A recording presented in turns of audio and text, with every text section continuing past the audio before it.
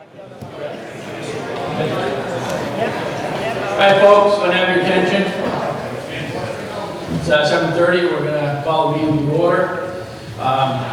Before we get going, first of all, those of you who don't know me, my name is Jay Riff. I'm the moderator. We got a couple things we're going to do first. We have the Pledge of Allegiance. We're going to do the national anthem. We have a couple announcements. Then I'll go over the housekeeping rules, and then we'll get to actually voting. Okay? The first thing I'd like to do, if you will join me in the Pledge of Allegiance. I appreciate it.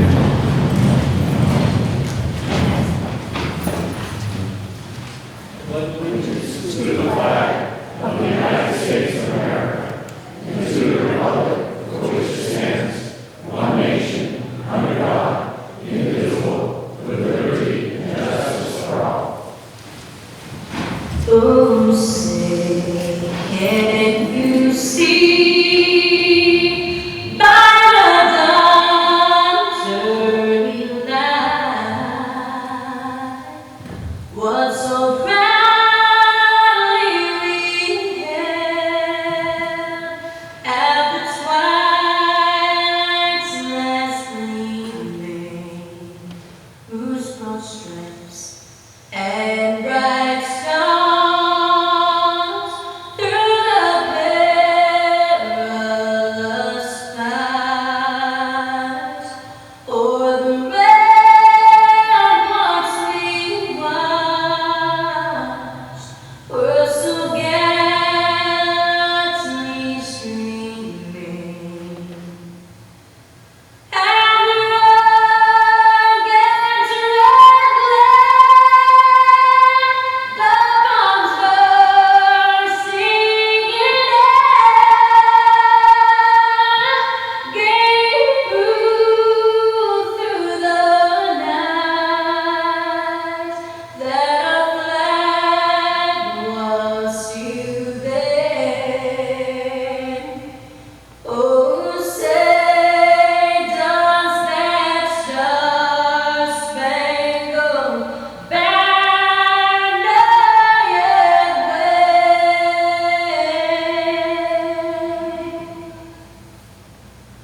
o'er the land of the free and the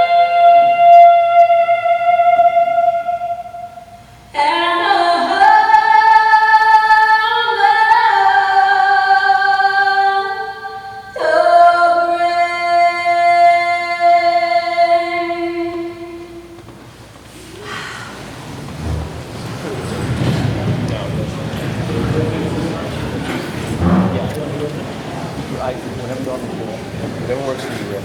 All right, next up, Ben Olson, town manager, has a few words he'd like to say. So, Ben?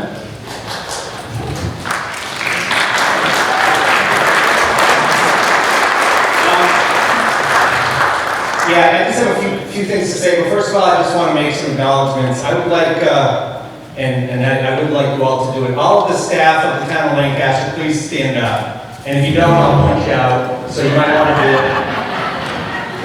Brandy, you're a staff. Kevin, you are too. You're on the fire department. Matt, Forrest. I'll keep looking and pointing you out. I would also like all of the volunteers in the town of Lancaster, whether you serve on a board, a committee, anything you do. If you volunteer and you serve to make this community work, operate, run, please stand up. I'll point you out too. I'm not too proud. I'm not proud at all, if you know me at all. I just want to, everybody, how you guys are going to do run this town?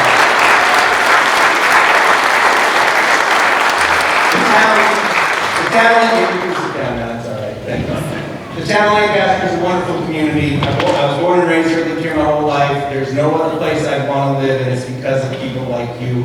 It's because of the people that are standing up. It's because of the people that remain sitting because you're here to participate in this process. But I also want to point out one individual, especially somebody who goes above and beyond all the time for herself, for her community, for all of the committees and boards and initiatives she works on. And it's something we haven't recognized a volunteer of the year in a long time, and I think it's about time that we start the tradition and the ceremony again. But I'd like to recognize Tricia Burnett as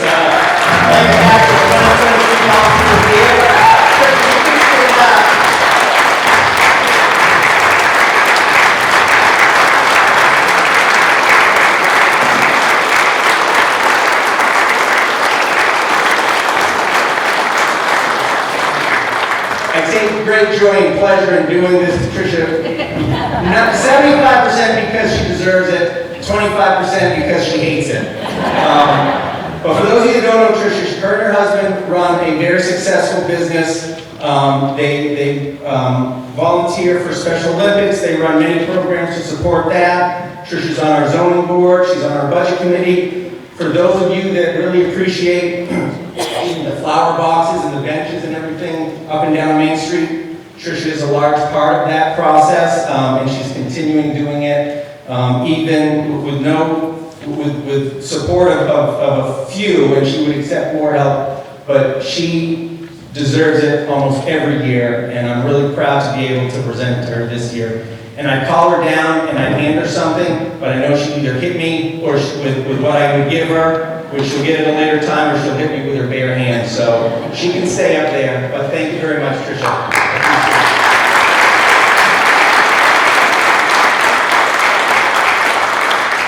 I just want to say a couple other things. I really appreciate this process. I appreciate the process of the community getting together, sitting side by side with our friends, our neighbors, even our family, being able to speak about how we feel about the community, how we want to see the community run. And at the end of the meeting, whether you agree or disagree, we can all leave as friends, as neighbors, and as family. I never agree with, well, I don't often agree with my wife. But she still allows me to come home every night, and I appreciate it. And I know everybody here, however we vote, whatever we say, as long as it's respectful, which it shall be, at the end of the day and tomorrow and on, we will continue to support each other no matter what we need. Because that is what is community, and that is what the town of Lancaster really is about. And that is what I appreciate about this place. So I appreciate this process.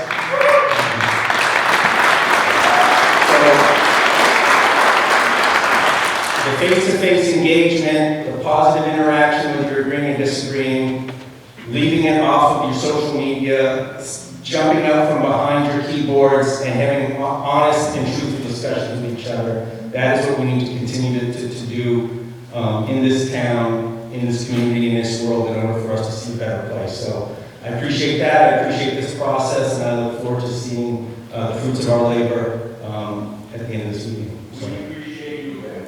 Thanks, sir.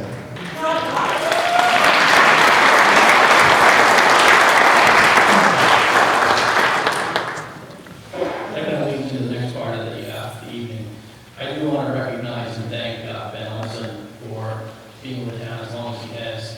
I think he's been manager about 3 years. He was with us before that for about 13 years.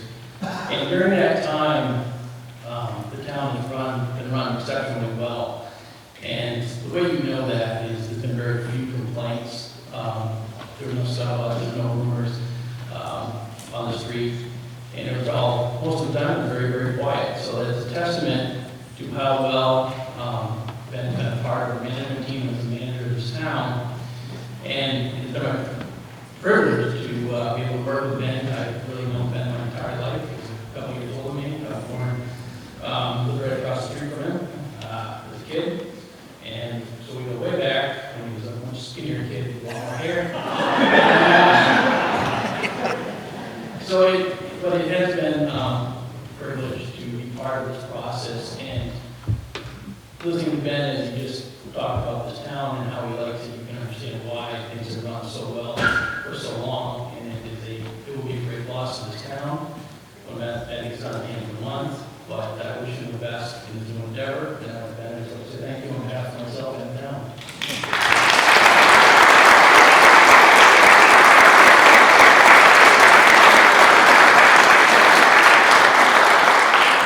Bedtime's coming up, so All right, so just a few ground tonight. Ben already covered the civility part that I usually cover. So what I want to talk about first is just the articles. I'll read the article, and then I'll ask for a motion in a second. Once we have a motion in a second, then we will get into discussion. If anybody wants to amend any article, we can certainly do that. To do amendments, we have to have a motion to amend, and a second on the amendment, and then we'll vote on that. I do ask that people try to be brief in their comments, and there are times when I can tell from the audience, people getting restless, I may interject, ask you to wind things up, don't take it personally. My job is to keep the meeting moving. Just a reminder, for anybody who's here that is not a resident of the town of Lancaster, before you can speak on behalf of your project, if you're here for any of the warrant articles, you do have to state your name, and the town has to vote to allow you to speak. So, if there's anybody here to speak on any article that's not a resident, please introduce yourself and where you're from, and allow a vote from the council to allow you to speak. And the other thing is, in speaking tonight, we have microphones up here and up top. Please make sure to keep speaking into the microphone. We're going to record everything. And when people turn around and start talking, some of that gets lost. So just try to keep in mind. I'm sure it's going to happen, but it's in people's minds. Then hopefully it will happen less.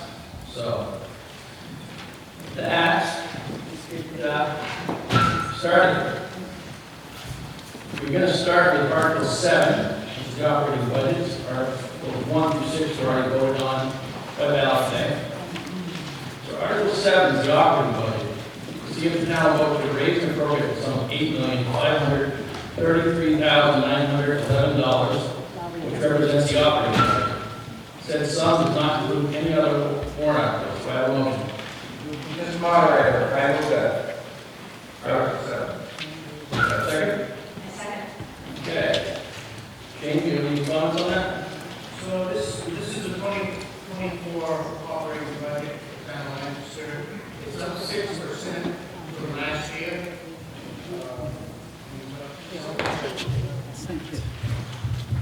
Any questions or comments on Article 7? Okay. All in favor of Article 7? All opposed? Okay, Article 7 passes. Okay, Article 8, appropriate for capital reserve funds. See if the town vote to raise and appropriate the sum of $165,000 to be added to the following capital reserve fund accounts. Previously established for the purpose and amounts indicate: highway, $55,000, fire department, $50,000, police, $10,000, library, $10,000, cemetery, $10,000, town hall, $10,000, transfer station, $10,000, Colonel Town, $10,000, for a total of $165,000. Do I have a motion? Motion? Do I have a second? Second. Yeah? Okay, this is basically how the town saves money for when we have to make major purchases. So for all intents and purposes, our savings account, and it helps us keep the tax rate from fluctuating greatly from year to year. Are there any comments or questions on Article 8? Okay, all in favor of Article 8? All opposed? Article 8 passes. Article 9, reimburse industrial development fund. See if the town vote to raise and appropriate the sum of $85,049 to be added to the industrial development capital reserve fund previously established, for said funds to come from the unassigned fund balance. Do I have a motion? Mr. Moderator, Mr. Moderator, I'll second. Comments? Yes, this is the fund that we have that help small businesses in Lancaster that need assistance in starting a project. Okay. Anybody else, comments, questions, Article 9? Yes? Roger, Lancaster. You're up, Okay. Basically, I'm in favor of doing things that assist the town in growing prosperous. However, I have some questions about taking funds from the, let me read this directly, the unassigned fund balance. And I think funds from the unassigned fund balance can be returned to the taxpayers. And so I would argue that instead of putting this in the fund, it should be, that amount should be returned to the taxpayers. order an amendment motion to do that, or how do I address this issue? Well, if it gets voted down, we can transfer back to the unassigned fund. Say that again? If it gets voted down, we can transfer back to the unassigned fund. So I haven't made a motion, but just discuss it. Yeah, Okay. So we're good? I believe so. Thank you. Okay. Anybody else? These are funds that are coming back that we will pay. That's correct. These funds are being taken back into the fund. Our payments that we receive from businesses that have received the loan, and we don't use them for profit, so they go back into the funds, so we can hopefully assist other businesses.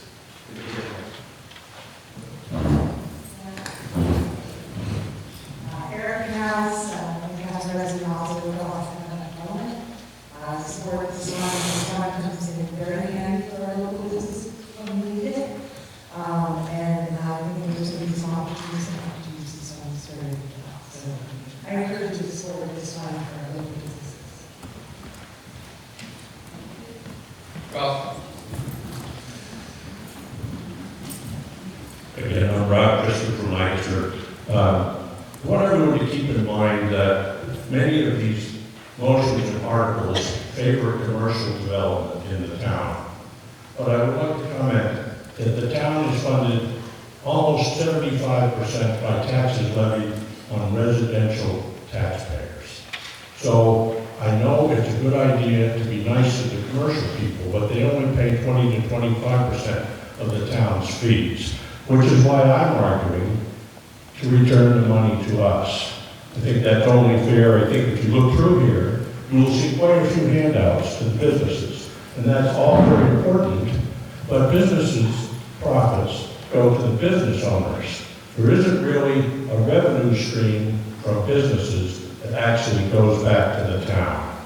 And the burden, anytime I'll be quick. I just want to let me know how to speak. Say that? I just wanted Jay to know that I would speak next if possible. Okay, good. So I'm not against commercial development, but every time something comes up, the money is handed back to a commercial source and nothing is given to the residential taxpayers who bear 3/4 of the burden. That's my perspective. I'll hopefully answer the question very quickly, and I can appreciate Rob's comments. However, we have to put the money back into the industrial loan fund. That fund was created many years ago by a town meeting vote. It was funded by the town meeting votes. And the way it's set up is monies that are returned from the payments from these loans then have to return to the industrial loan fund. The only way that, and don't quote me on this, but my understanding is the only way for this to for it to go back into the general fund is for a vote of town meeting, a special warrant article at town meeting to absolve the fund and put all the money back into the general fund. Otherwise, ultimately, you should vote yes. Mainly, this is just a formality. The money comes in throughout the course of the year. The only mechanism to put it back into the fund that it belongs is through town meeting vote. So that's ultimately how that works. Hopefully that helps.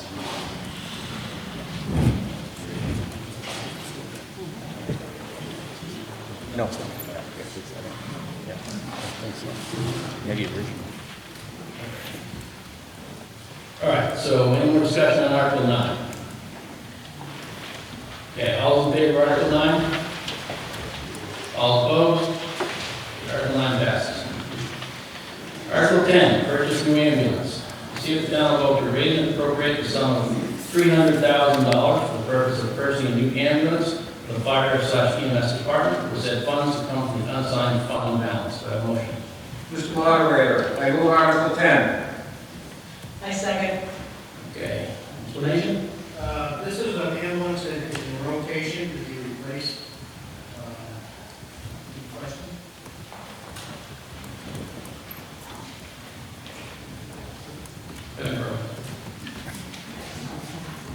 Jen Whitman in Lancaster.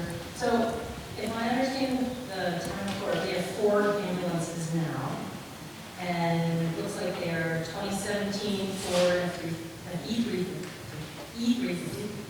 a 2017 Ford Transit, a 2019 Ford Transit, and a 2020 Ford Transit, if this is accurate. So my question is, in 2022, we approved funding for 2 new ambulances. But all of the ambulances listed are prior to 2022. In 2023, the town approved money for 1 ambulance. We do not have an ambulance that's 2023. So my question is, why do we still have such old ambulances? And why are we getting more now? And I realize we do a lot of transfers for other towns. So part of the whole thing here is, are we getting enough reimbursement from the other towns to cover those costs? Because it feels like we're subsidizing ambulance transfers for other towns. I'll let Chief Wayne handle that. As far as this ambulance that we're asking for this year won't be in until next year. And the one that it's replacing is the E350. And if, in my report on the town, in the town report, it cost the town exactly $54,000, I believe, to run the ambulance service because of the work we do and the service that we provide to the area. Now, as far as, you know, are we subsidizing other towns? I don't see it that way. And I'm not trying to persuade you otherwise. I mean, everybody has their own perspective, but that ambulance that we're looking to replace won't be in until next year, and the ambulance that it's replacing has 230,000 miles on it, and has seen better days. As far as the 2 ambulances that we purchased, I believe it was 2 years ago, one of those still hasn't come in yet. That's how backlogged things are. So we won't see this ambulance until next year. Plus, that'll be a seven-year truck. We won't be replacing that for 7 to 10 years. Sir? I guess I have a different understanding.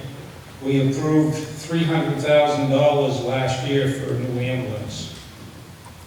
It's my understanding that this ambulance tonight is the one we ordered a year ago, and another ambulance became available with a lift and stuff that cost us $340,000, which the selectmen purchased. So it's my understanding that this ambulance is here. Is that correct? No. Well, this is the ambulance we approved money for last year. Yeah, it's confusing. It's not confusing, No, it because isn't. we already bought an ambulance with the money that was approved last year, correct? Yes.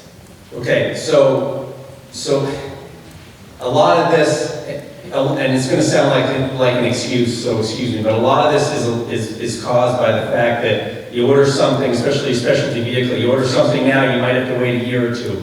So the money that was appropriated basically a year ago today, roughly, was about $300,000, was to purchase the ambulance that this money today would purchase, because it was going to be 2 years to get that ambulance. In the process, the ambulance that we were going to get funding for this year, that type of ambulance became available last year, so we were able to use last year's money that was approved to buy that ambulance that Mr. Rideout mentioned that had the lift.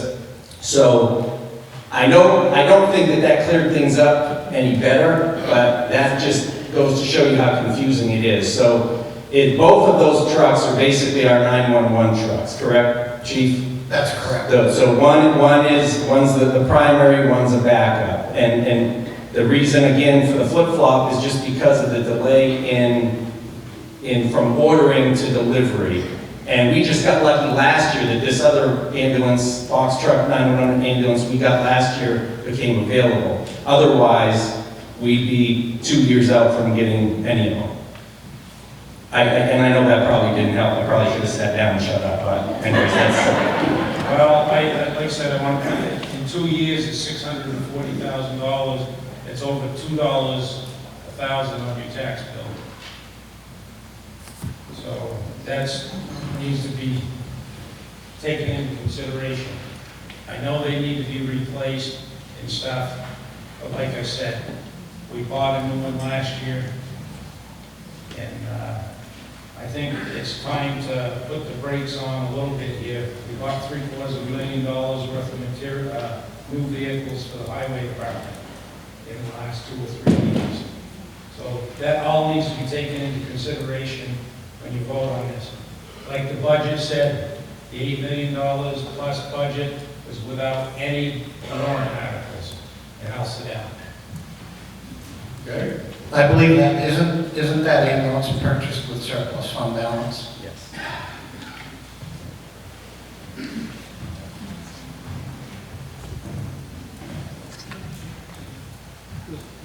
So, Leah Weedus, Budget Committee.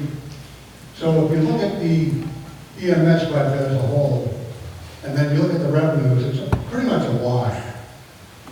It doesn't cost the town a whole lot of money. And in the past, the capital reserve fund was underfunded, so we're trying to build that up again in hopes that in future years, we won't have to ask for a $100,000 for an ambulance. We'll be able to just take it out of the capital reserve fund. Thank you. Any other comments? Would like to comment.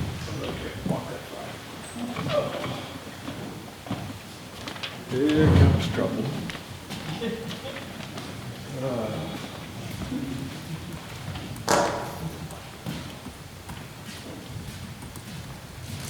Rick Berger, 11 Page Hill. I agree with you, Leo. It's time we put Which a one? halt to this. Which we are.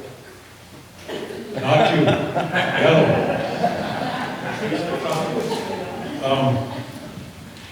For the most part, for quite a few years, because I was on that budget committee too, most of our ambulances have been funded through fund balance reserve, which is overpaid tax dollars. This year, to give you credit, it's only going to cost us $54,000, which is better than we've done for a long time. So, I have to give the ambulance credit there, but still $54,000. Thank you. Any other comments? Oh, Again, Rob Christie. Sometimes I wonder, I read about other communities buying capital equipment, and I see that they finance it over a period of time. And so I'm wondering if it's ever possible for a major purchase like this to be bought on some sort of lease or time purchase to spread the cost over a number of years, rather than consuming whatever surplus we might generate from the transport business.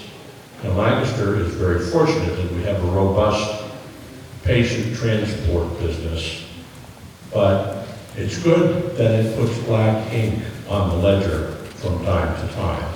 But wouldn't it be great if the black ink could be used for something other than just buying new equipment to expand the business? So my 2 points are, is time purchase available to reduce the immediate burden on the taxpayer?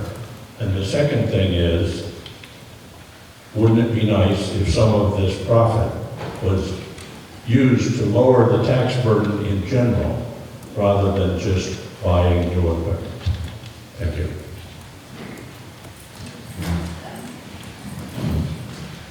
And Leo Rydell, in my 4th year on the budget committee, I didn't want to say that, but it is not a profit in the ambulance. They return money to the system, they offset what you have to pay. The budget last year was, I think, 1.5, and they have done much better at getting paid for the service. Thus far, there has been no profit in the ambulance. They cost us very little, which is excellent. But I want to kick that fallacy that they're making money, because they're not making 1 red cent, 1 black cent, I should say, in the good. They are doing excellent. I don't want to take that away from them. But people come up to me all the time, well, they're making money. No, they're not. They're offsetting their cost, which is what we want. And if someday they make a profit, I'll be the first one to get up here and yee-haw. No way. Yes. All right, anybody else? We're ready to vote. Okay. All in favor of Article 10? All opposed? Article 10 passes. Article 11, change purpose of capital reserve fund. To see if the town will vote to change the purpose of the existing transfer station facility capital reserve fund to the transfer station capital reserve fund for the purpose of maintenance improvements, to include purchasing equipment for the Lancaster transfer station, and authorize the Lancaster Board of Selectmen as agents to expend from this fund. Do I have a motion? So moved. Do I have a second? Second. Okay, explanation? Okay, what we want to do is add the purchase of equipment to this capital reserve fund. Currently, we can only use the capital reserve fund for improvements in maintenance to the facility. But quite often, we need to purchase equipment, so we'd like the ability to take that purchase or those purchases out of the capital reserve when appropriate. Any questions, comments? Rob?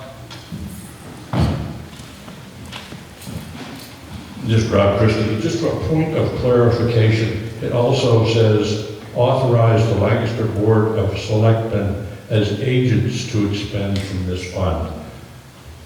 What does that mean? Does that mean they don't have to bring it to a vote to buy new equipment, they can just spend out of it? Which makes a lot of sense to me in many cases. Or it's an add-on, and I wondered if you could clarify it for me. I believe almost all the capital reserve funds the town of Lancaster has, the selectmen are agents to expend. It has been a tradition with the select board that we always bring those expenses to the town meeting unless it's an emergency expense, such as one year we had an issue with one of the plow trucks and had to replace it. So we did not have the ability to come to the town meeting before replacing that truck, but it was brought. So that's not new language, that's. Correct. Thank you. Okay, any other questions? Okay, all in favor of Article 11? All opposed? Article 11 passes. Okay, Article 12, improvements to transfer station. To see if the town will vote to raise and appropriate the sum of $20,000 for the purpose of general improvements to the transfer station, to include purchasing containers, to construct a tire barn, pour concrete pads for the metal container, demo can, an MSW compactor, and to authorize the withdrawal and expenditure of said sum from the transfer station capital reserve fund. Do I have a motion? Mr. Moderator, I make that motion. Mr. Moderator, I'll second. Mr. Moderator, I'll explain. Okay. We have some long-term deficiencies at the transfer station that need attention, and that's what this is for. I learned a lot about this, thank you, Rusty, that the state requires that we actually have a roof over our tire barn. That's why we're talking about the tire barn. And so it would be pulling out some of those containers when you first pull into the transfer station. You see them on the left. In many cases, those container doors don't close. The floors are falling in, and it would be removing a few of those, putting a new one, putting truss over the top. And as far as the concrete pads, some of them have significant deficiencies. In some cases are actually draining in the wrong direction that we would want, and those would have to be replaced. Okay, any questions or comments on Article 12? Okay, all those in favor of Article 12? All opposed? Article 12 passes. Article 13, purchase new loader. To see if the town will vote to raise and appropriate the sum of $120,100 for the purpose of purchasing a new loader for the transfer station and authorize the withdrawal expenditure of $58,630 from the transfer station capital reserve fund, repurposed to include equipment purchases quoted on in Article 11 of this warrant, and if Article 11 failed, and to authorize a withdrawal of expenditure from the unassigned fund balance with a remaining balance of $61,470 to come from the DERA grant. Do I have a motion? Mr. Moderator, I'll move Article 13. I'll second. Okay. Jane? Now, it's 20. Okay. Best I can. So this is basically to replace the existing loader down there. Rusty has done a lot of research, and he has come up with an electric loader to replace this. And I'd like to turn it over to Rusty to explain how the grant works and how that would look, what that would do. Come on over, Rusty.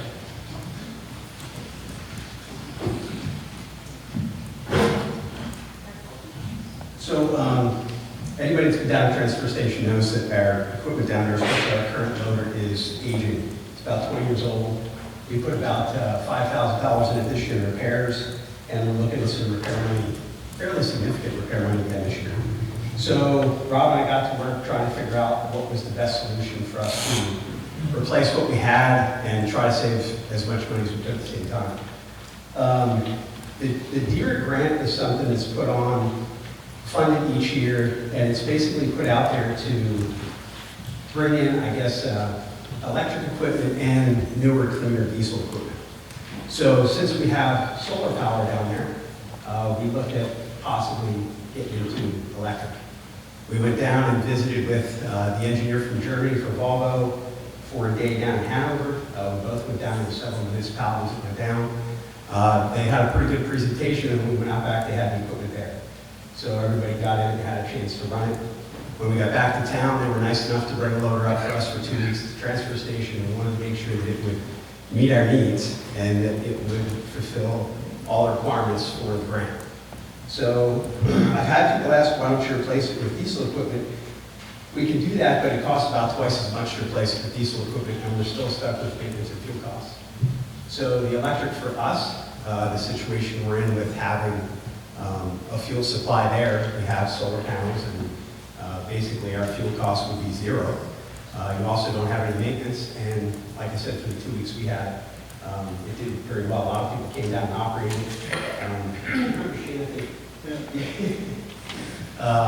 We had some of the guys on our town crew come down. I think it was pretty new technology. People had a lot of questions about it. A lot of people weren't familiar with it. They saw it kind of whiz around the transfer station. It's super quiet. You can't really hear it operate.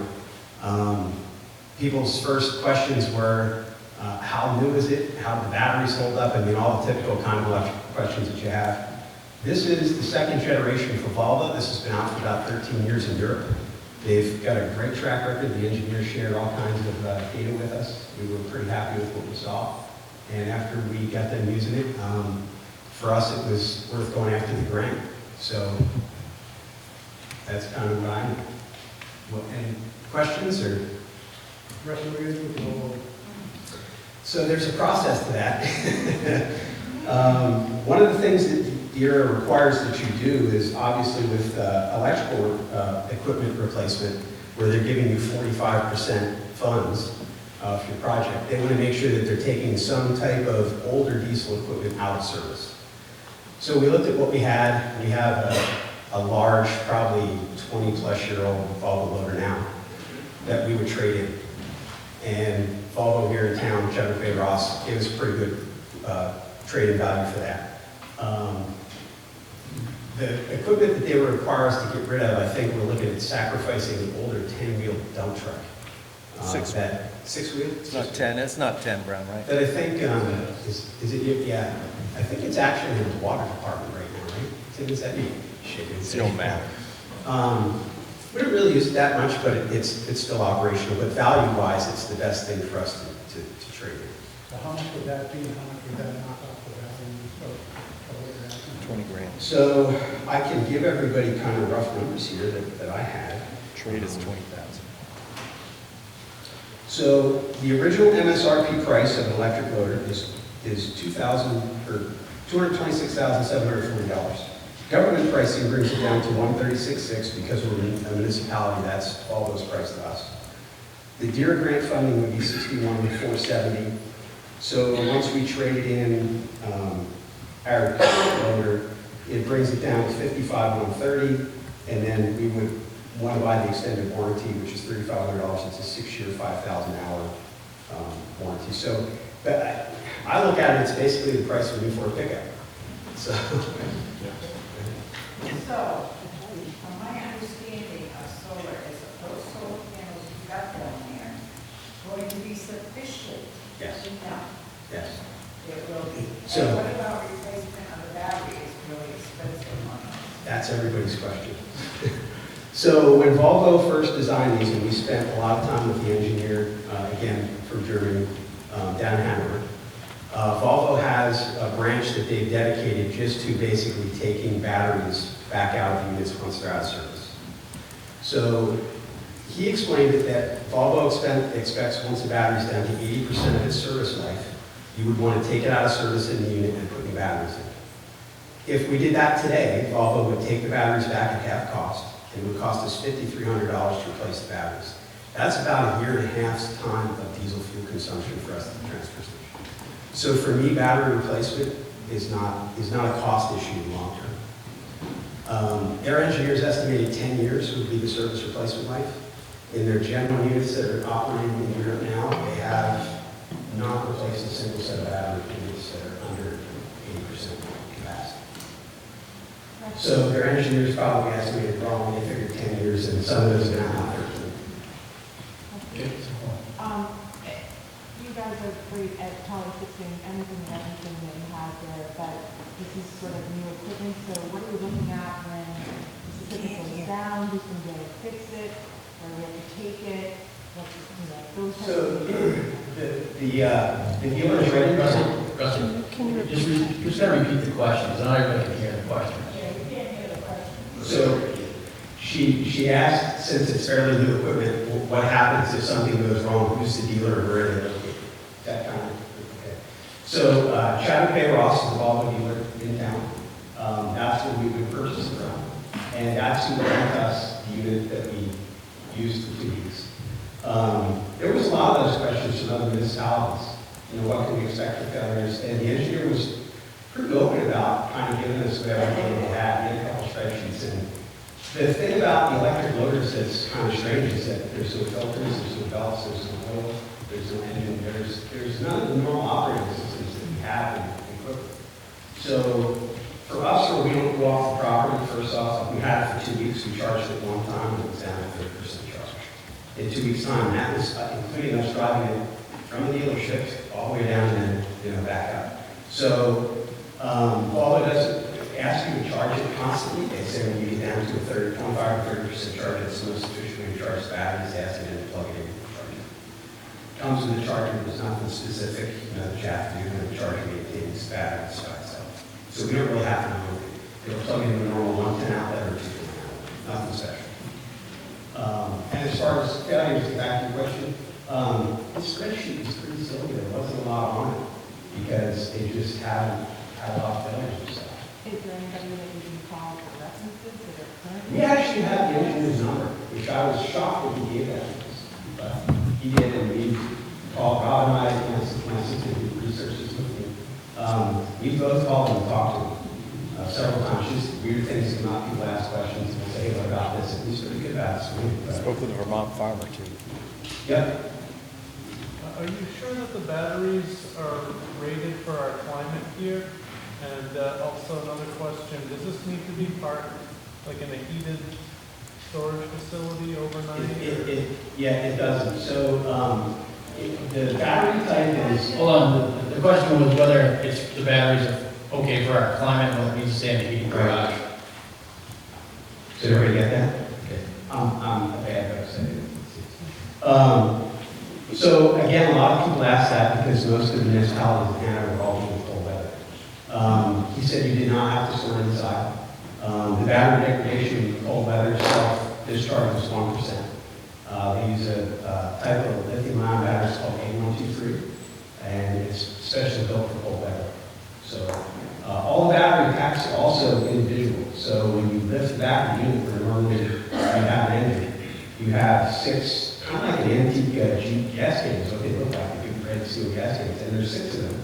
And they all have breakers in between them, so when units shut off, they're all isolated. We had that question too, a guy said, hey, you know, batteries cause fires, what happens if this happens, you know? And he said, well, typically fires happen because batteries can all communicate with each other. We learned that in Gen 1 stuff, and you know, this has changed for Gen 2. He said they're all isolated now. So we shut it off, each battery is not communicating with the batteries. So, Thank you. yeah. Now, Proposing that we make a major equipment purchase without a competitive bid. there is no competitor that has a unit that A, is of the same quality, in my opinion, or that has any track record. There's 2 Chinese companies that go electric loaders, they're a year old. I don't want to be repeated. So if all those count for 13 years, this guy has 13 years of data around Gen 2, and this made sense that we went with somebody who was established rather than somebody who kind of wasn't sure.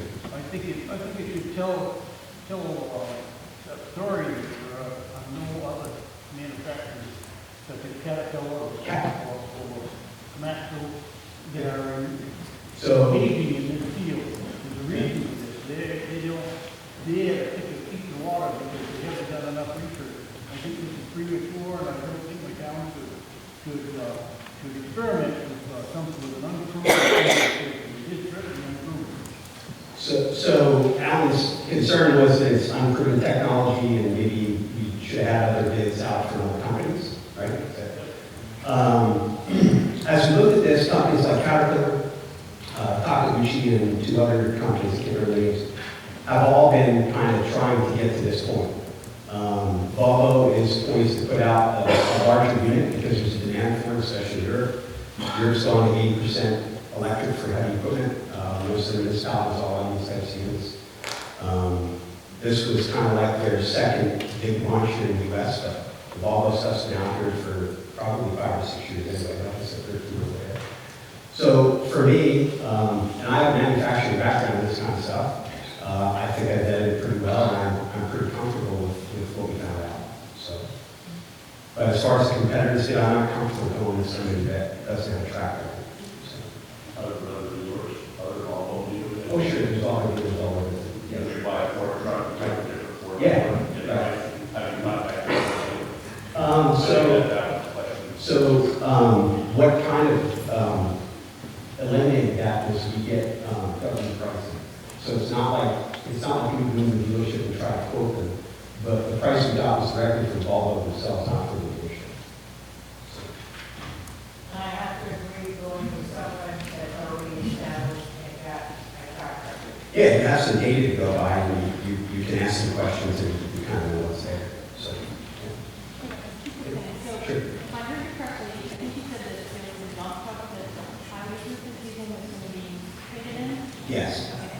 So are they going to have to buy a new dump truck? No. Okay. This is, I think, our oldest. Tim might be able to talk that, but I think, Tim, this is our oldest. The oldest truck we have is 2000. It's pretty much. So it's an old one, we're not going to be seeing a warrant article? No. Okay. And then also, what about the loader that the diesel one now, what happens to that? So the current loader we have, they gave us a trading value of 20,000. So that again comes off. And our Bobcat at this point we wouldn't need. So we have, you've all been down there, we have a crazy big loader and we have a Bobcat. And the big loader doesn't fit in anything. And the Bobcat, when it fits in, you basically have to open all the doors because it's snow shroud inside the building. So this is kind of in the middle. And we fit into all the containers, do all the things we're asking it to do. So we would basically be looking to give the Bobcat to the highway department because there's life left in it. I think it's a 2010. Their trade for us was only 12,000, but to replace the Bobcat, if we were replacing that, I think the current price is like 72. So to me, there was a lot of equity in it. The town should keep it, and my suggestion was give it to the highway department who would use it instead of us. We wouldn't need it that way. We would just use one piece of it.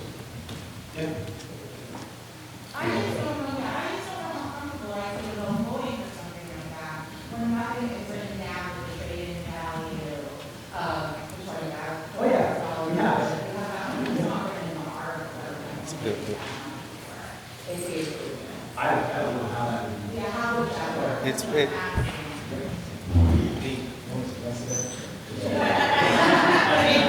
So, no, good question, Ed. So, I mean, we don't print the whole buyer's order in any of this stuff, but what's written in here is the total amount that would come from the capital reserve fund is the 50, I guess it'd be different classes, 58,630. That's after all. That's after it, right? So, yeah. Can somebody say it on reference?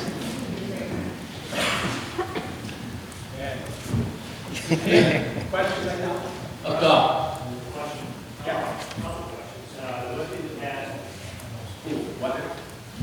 What's the what? The lifting capacity. So this is, it's rated, I think, as a 20, they call it 20, but I think it's actually more like a 28 horsepower unit. Two different motors, one across and one lifts. One of the things we thought was unique with electric is when you choose to drive a diesel, there's a delay for everything to work hydraulically because it's relying on the engine. This is instant. So as soon as you operate things. It's not, it didn't not do anything we asked it to. So it could lift whatever our big motor was doing, and some things it did better. So, but there was no deficiencies we saw. And like I said, we ran it for 2 weeks. And it also has detachable. Go on now. Detachable equipment. So the cool thing is the hookup on the front of this works with everything with the Bobcat. So we would keep our grapple. We don't have to buy any equipment for the front because what we have works on this level. Yeah. So yeah, we were trying to be smart. So we tried really hard. Don't set the bar too high, Rusty. Right, so all the Bobcat equipment, you know, as much as I can take advantage of Tim giving him our Bobcat, I will do. So whatever we have for the front, our clam, our forks, all that stuff, we don't repurchase that. This will all work on Volvo electric. So it all works on it right now. The hookup's the same. So do you really need that new one? This machine should have already bought and for. No. Right. So here's where we're at. You just said you just put $5,000 in that machine. We did. So this $50,000, this another 10 years, $5,000, if we were to put $5,000. So Next year, yeah. So sounds like a lot of money for something you really don't need. Well, if I continue to run the 20-year-old large Volvo 50 that we got now, it needs tires. That's $13,000. It needs a brake actuator that's probably under 4, and it needs fuel injectors, which we have not really gotten asked on. So if I had to guess this summer instead of $5,000, we're probably looking at putting 12 or 13 in. Aging equipment, as you know, just kind of extrapolates expenses as you go forward. So my concern is it's 20 years old. It's starting to show its age, and we're starting to have problems. So my concern is if we don't kind of do this before, I don't want to put that money into it and then trade it for 2 years from now and wind up with basically nothing backwards. So it has some value now before we put money into it. So it makes sense to me. Plus, remember, you're getting rid of your fuel cost here, which is $400, and whatever maintenance you're doing to it. So those are all the numbers we played out. So we tried. We really put some time to think about it. Okay. One more comment over here. Second. A motion, second to move the article. All in favor of moving the article? Okay, let's have a vote. All those in favor of Article 13? All opposed? Article 13 passes. Article 14. Sorry. Library soffit and fascia replacement repair. To see if the town will vote to raise and appropriate the sum of $15,000 for the purpose of replacement and repairs in the soffit and fascia trim of the library, and authorize the withdrawal and expenditure of said sum from the library capital reserve fund. Do I have a motion?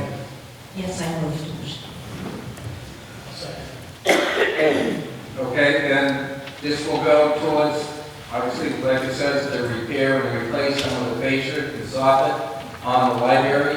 It's been noted that some of it is starting to deteriorate and rot. So we want to take care of the problem before it gets any worse and make sure our library is kept good looking.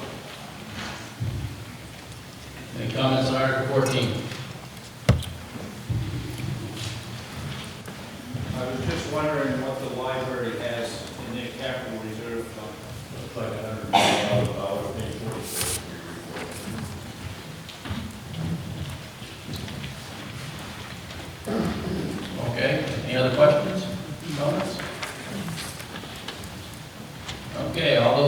Article 14? All those opposed? Article 14 passes. Article 15, CASA. See if the town will vote to raise and appropriate the sum of $1,000 to support the CASA, support appointed special advocates of New Hampshire. Anybody here to move that? Well, you go. Okay, motion second. All right, who wants to talk about it? Tricia has something to say too.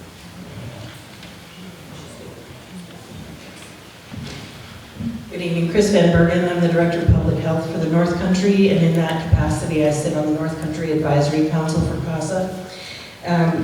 At this point in time, CASA is serving 54 youth across Coos County, and 20 of them are here in the Lancaster District Court.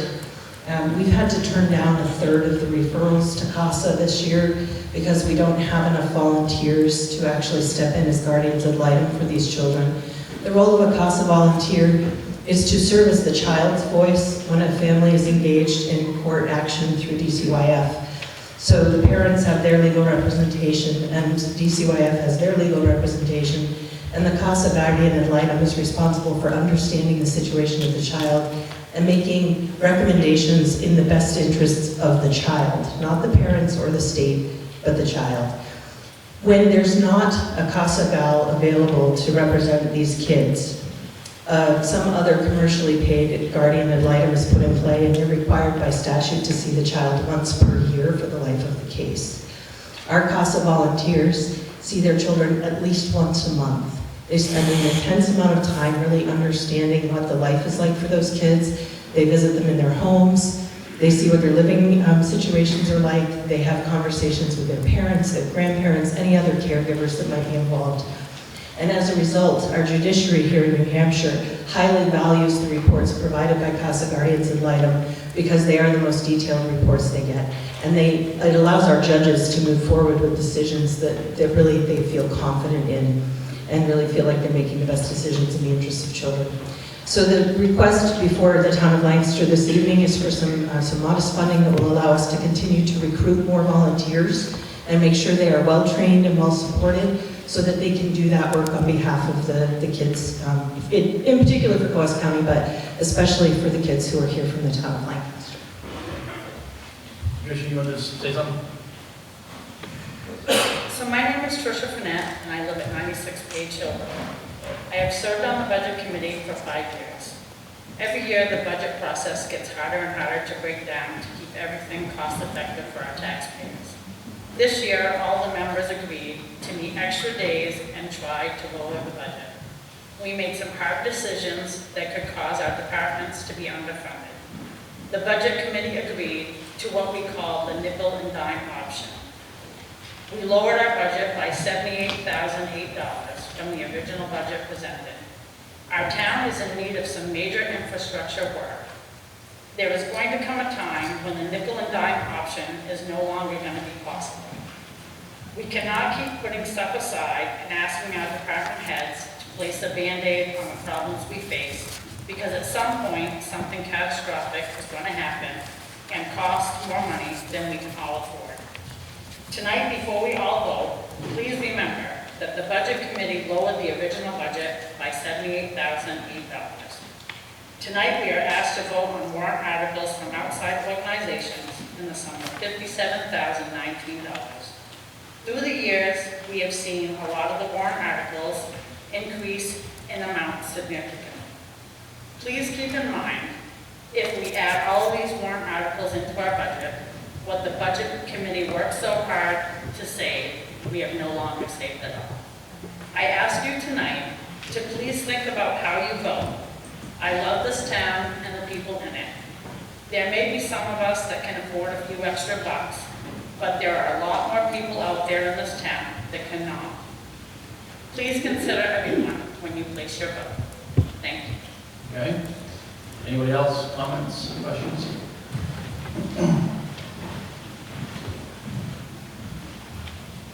This budget committee. I agree with Tricia, and when we go through the budget, there are several petitions on the articles, such as number 13 and 24, that I asked the people specifically, how much per capita is it going to cost the town? And they couldn't come up with an answer during the budget process. So it's very difficult for us to work a budget when we don't have figures in front of us. So I just want you to consider that as you do your voting. Thank you. Okay, any other comments? Okay, seeing none. All those in favor of Article 15? All opposed? Article 15 passes. Article 16, American Red Cross. See the town vote to raise and appropriate sum of $1,600 for the support of the American Red Cross. Do I have a motion? Mr. Moderator, I move Article 16. Okay, do I have a second? I'll second. A second. Do we have any comments or anybody here to talk about American Red Cross? Come on down.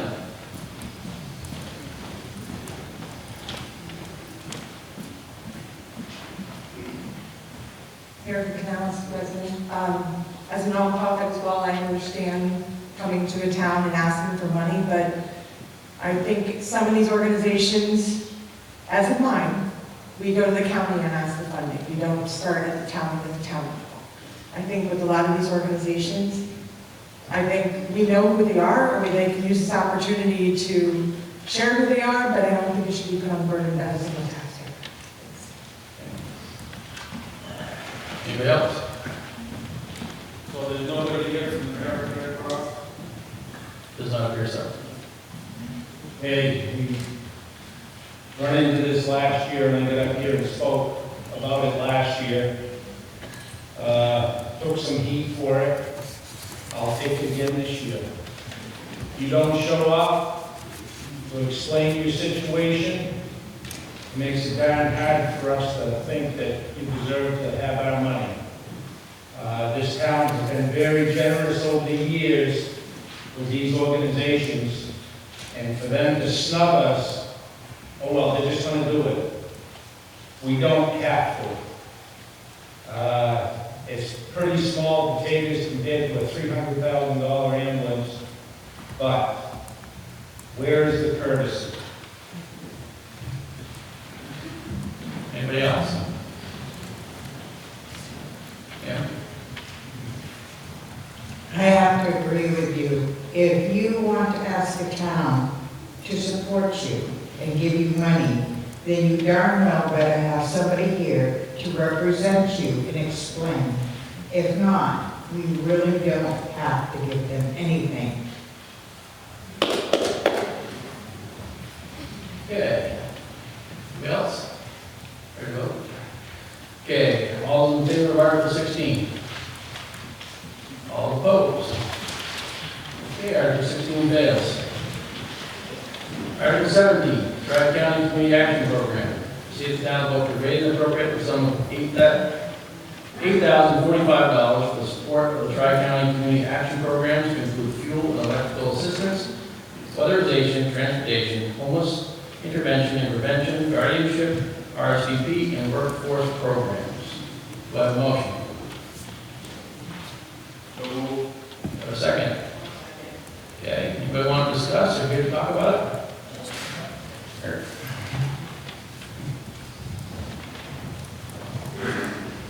A little short for me.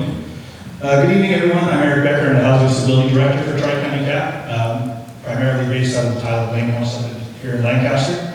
I'm here to speak to you tonight if anybody has any questions about what these kind of funds go towards, the other activities we do. Also happy to brag how much money we save Lancaster in terms of municipal welfare, food assistance, all kind of things like that. So if anybody has any questions, I'm happy to answer. Eric Ross, is this not enough? Is $8,000 enough? Fuel prices are rising, a lot of people are finding it a hard time. I appreciate that question. So primarily, one of the really valuable things on municipal funds is we can use those for match for the federal grants and the state grants that we get. I'm very proud to say that We never charge Lancaster for shelter stays for Lancaster residents. It's an agreement we've had for a really long time. And I see about 70% of my clientele on a yearly basis come from Lancaster, one way or another. I'm proud to say that we are currently under contract for probably the most shelter funding that we've ever seen, and that starts April 1st. So these kind of funds help support the work that we're doing, help support USDA food distribution to 58 agencies in Grafton, Carroll, and Floss County. We deliver down the street here, Colebrook, Berlin. There's a new church in Whitefield that picked up. There's a new church in Stratford that's going to pick up that work. So these kind of funds help support all of those activities. Are you going to use any more? And we can always use more, but the amount before you is based on $2.50 per person per capita based on the census. It's what we ask of all the communities. So that's why Berlin is over 20,000. There's just more people, and it's the way that we saw to make it fair. Any questions? Comments? Rob? I move to make you not $10,000. Do we have a second?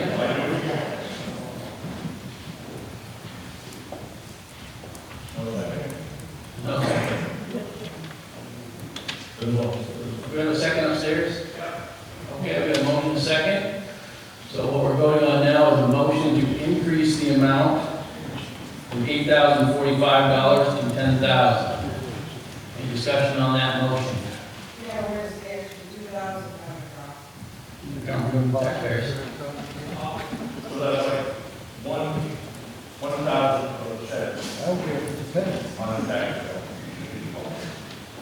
What percentage of taxpayers are benefiting from this?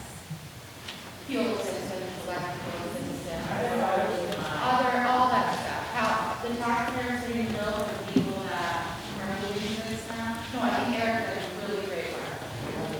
But, the taxpayers are the ones that are paying the bill for people that move here and are low income, supporting them and maintaining them.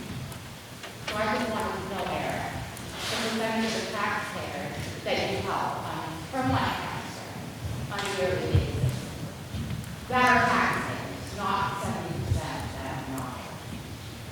Well, I can't say for sure how many people who are displaced in this community who don't have to leave the community to come to shelter, which operates at no cost to Lancaster. This does not include our shelter.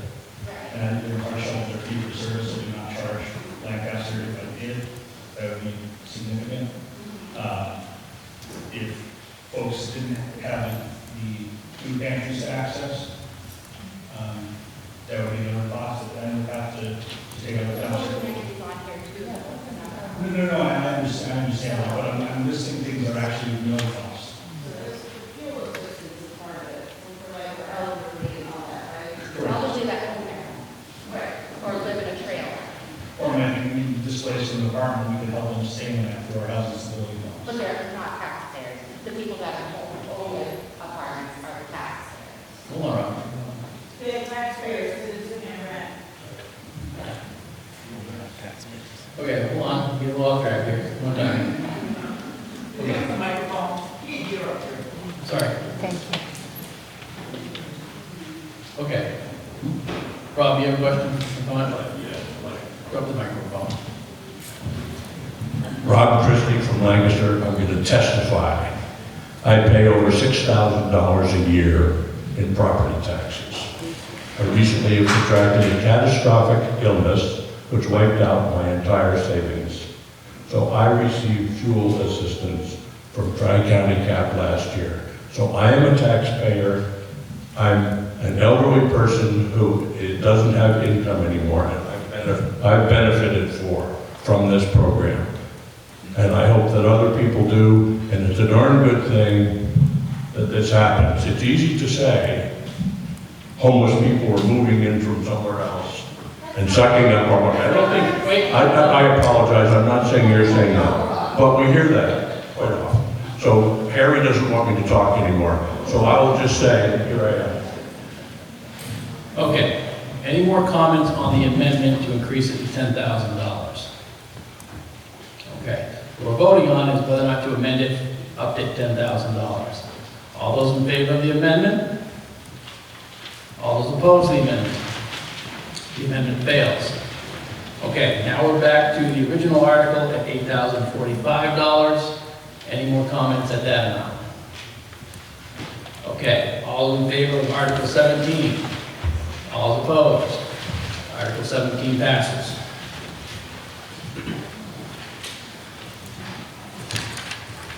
Okay, Article 18, Mount Washington Regional Airport.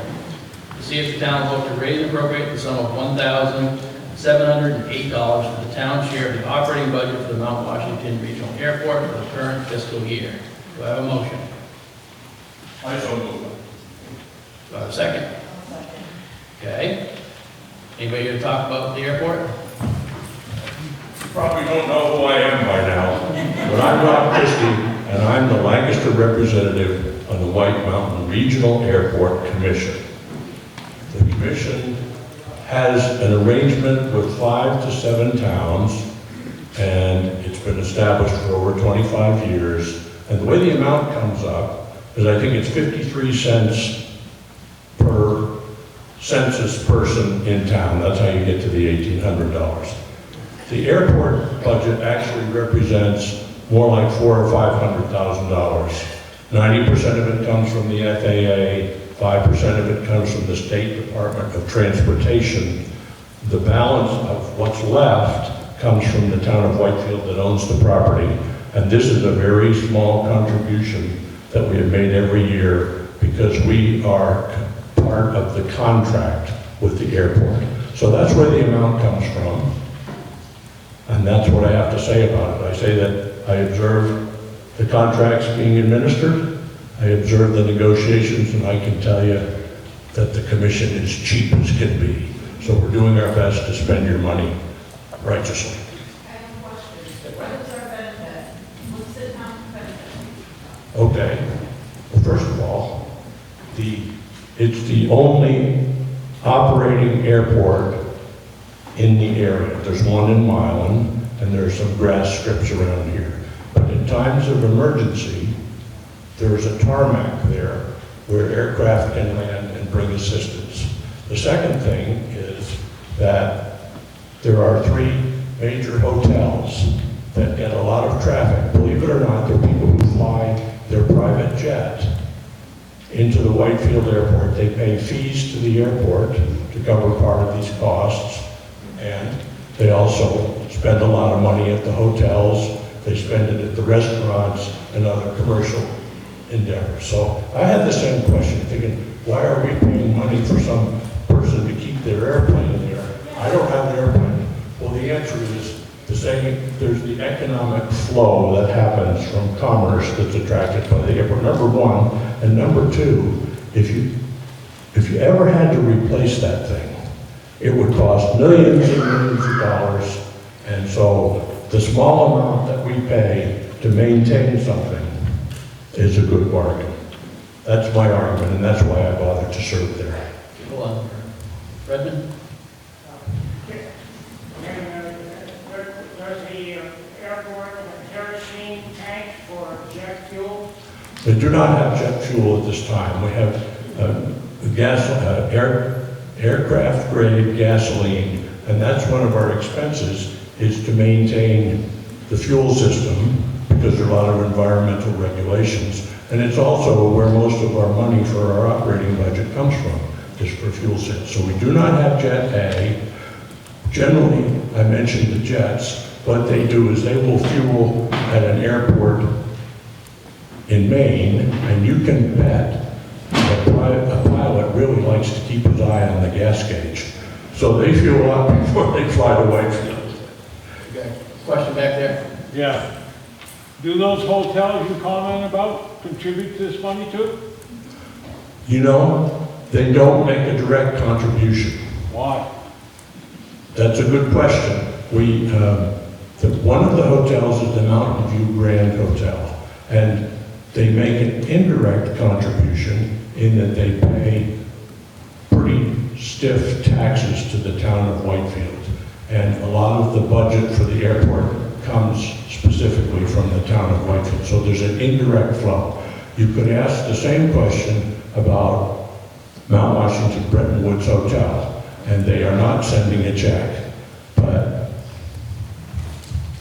our agreement with respect to this warrant article is that we are contractually obligated as part of the commission, the 5 members of the commission, to pay this money. We make marketing efforts. We have done outreach to the hotels, and so we would like them to contribute, but we have no way to twist their tail. Rob, we got somebody to talk to. Comment, Doc.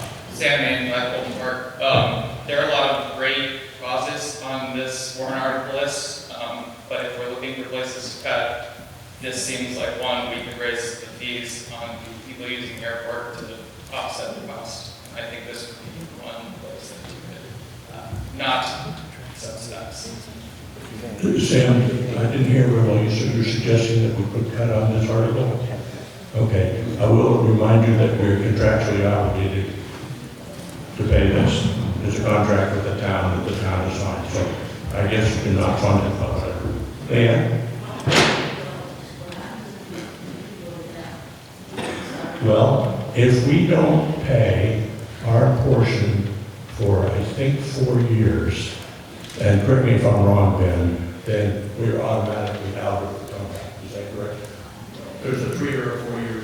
I don't recall, you could be right, but I don't recall there being a set time frame. My understanding is if we don't appropriate the money and pay our dues, then we are out. I don't know if there's a particular time frame. Yes. I do know that there is, we have a contract that's signed, but we do have, I mean, as the legislative body, right?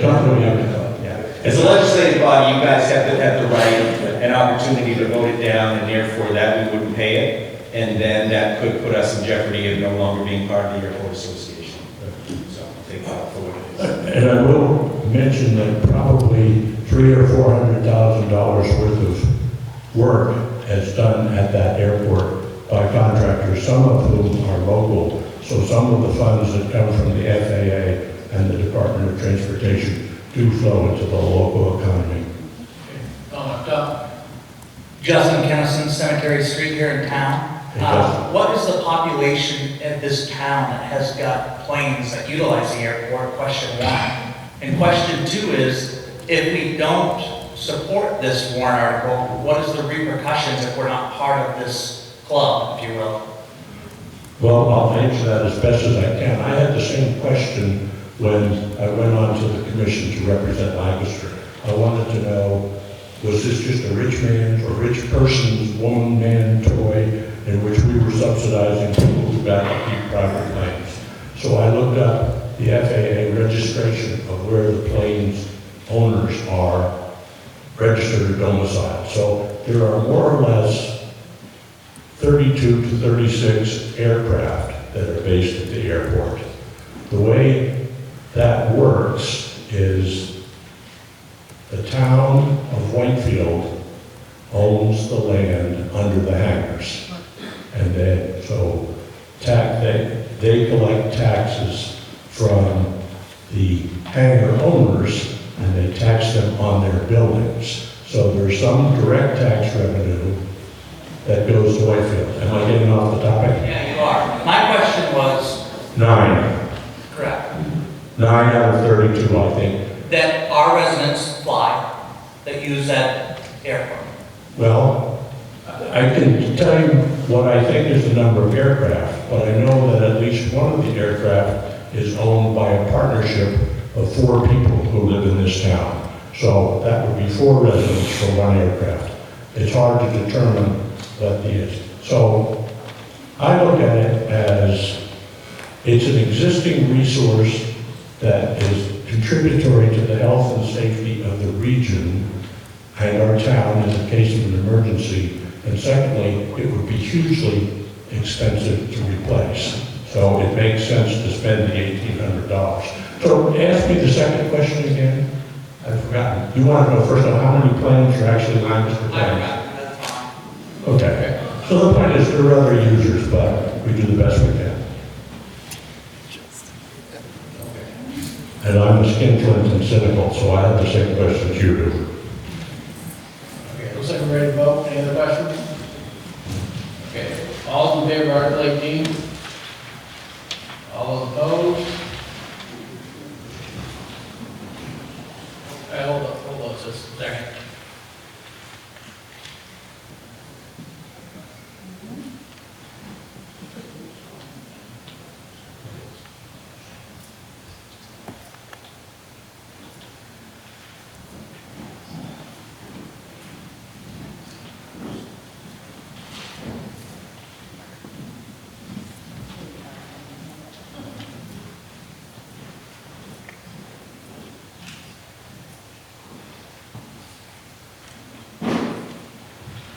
Those that were for us, raise your hands.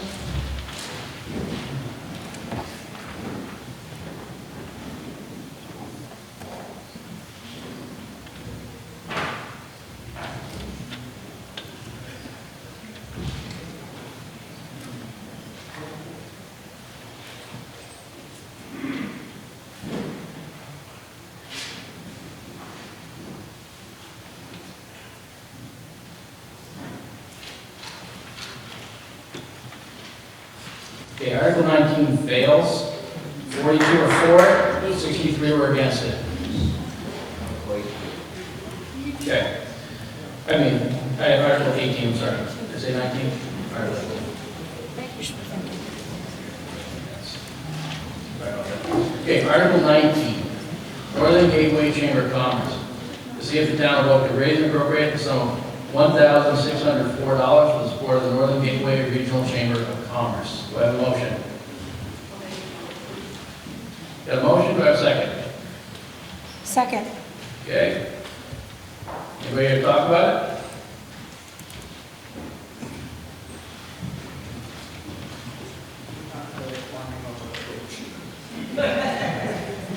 I see. He's very quiet, he's in my way. Linda Hutchins, North Road. I'm the secretary for the chamber. This represents a 50-cent per capita request of the town, for which we are very grateful that the town has been so gracious as to acknowledge and pay that for the last 20 years that I know of, that we have been requesting just that same amount. The chamber works hard to coordinate with the businesses in the area, in our catchment area, which is a 9-member town around. We do various small things for the businesses. Right at the moment, our concentration is trying to get what everyone is putting together for the eclipse into one place so that we can disseminate the information and get it out there. We do a lot of ribbon cuttings for new businesses, and although sometimes it's hard to see those, we've done at least 5 in this last year of businesses that are opening in the area and working to give them all the support that we possibly can. So we kindly ask for your vote again this year. Okay, any questions or comments? Yes.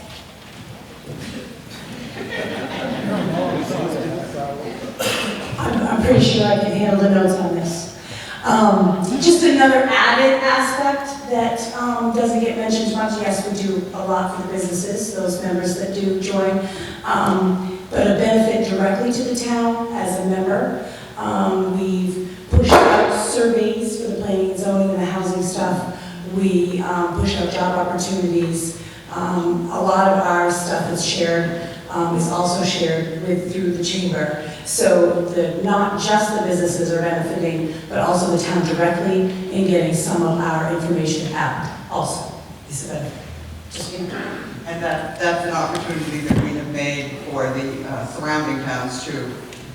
The little town of Stark was wondering what they were getting for a benefit out of the chamber, and that's one. And Charity can speak well to that because she's the one that does a lot of the pushing. A lot of Facebook and internet stuff. Any questions?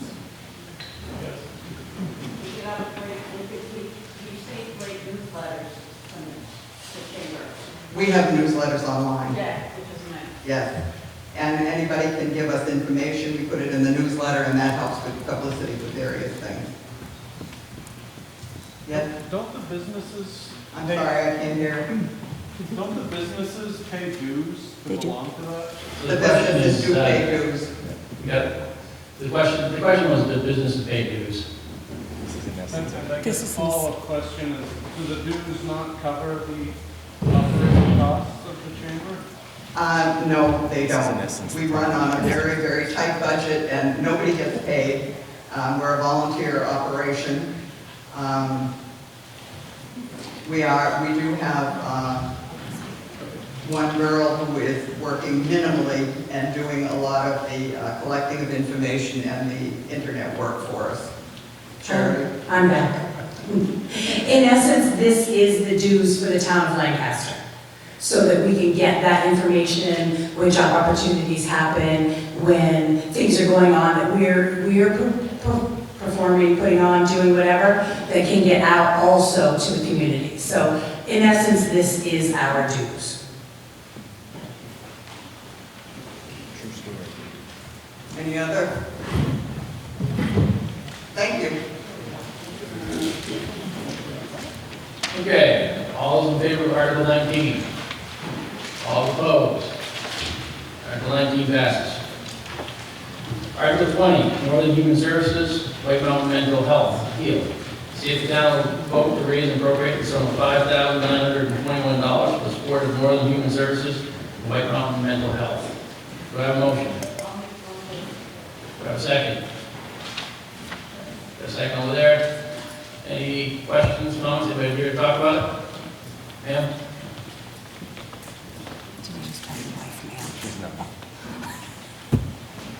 Go ahead, ma'am.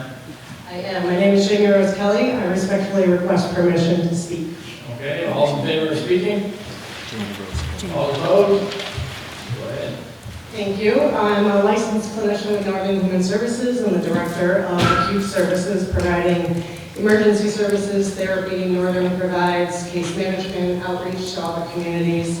On page 87, you'll see our director's report where we serviced 73 uninsured or underinsured residents of Lancaster, and the fees that we request help offset that cost.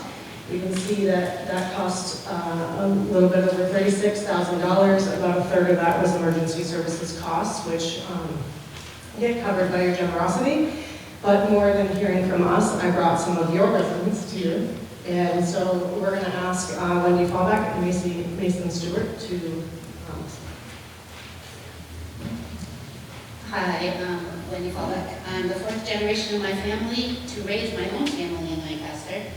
Ours is a blended family for the last 10 years, and like most other families, we faced many ups and downs over those 10 years. My husband Mark and I have 5 very different children.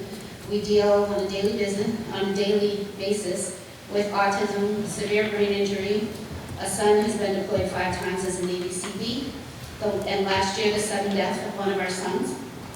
That and more, along with me being a survivor of past violent domestic abuse relationship. It's resulted in the need for my family to find support through these challenges that could have broken us. Mental health services is an incredibly important need for many people in the world. And if you are blessed that mental health challenges have never directly affected you, bless you, but I would challenge you that they do indirectly affect you in the community.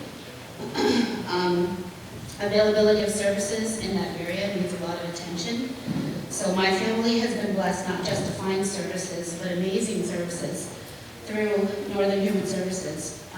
We get developmental disability services for the autism, and we get mental health services. We don't have to just go to Littleton for it. They come to our home. We are one of the families that are very blessed to be fully insured, but there are so many like us who don't have the opportunity to receive these services because of lack of insurance. So I would again challenge you to think that this organization does help you indirectly. And this is my son Mason, and he would like to say something. I am Mason Stewart, and I have lived in Lancaster my whole life. I have my own farm that my Grandpa left to me on Lost Nation Road. I graduated in 2020 from White Mountains Regional High School with a regular diploma, and I now work at Shaw's here in Lancaster. I have autism, and that makes me think different than most people, and I also have some anxiety issues. Both those things mean I need some help. My family helps me most, and then I have Jimmy Rose, who I have been seeing for a few years. Now I work once a week with Marcos, who is helping me to understand my responsibilities as a 22-year-old man. He, Jimmy Rose, and I come up with goals for me to be more independent and do things without my mom. They help me out. Thank you.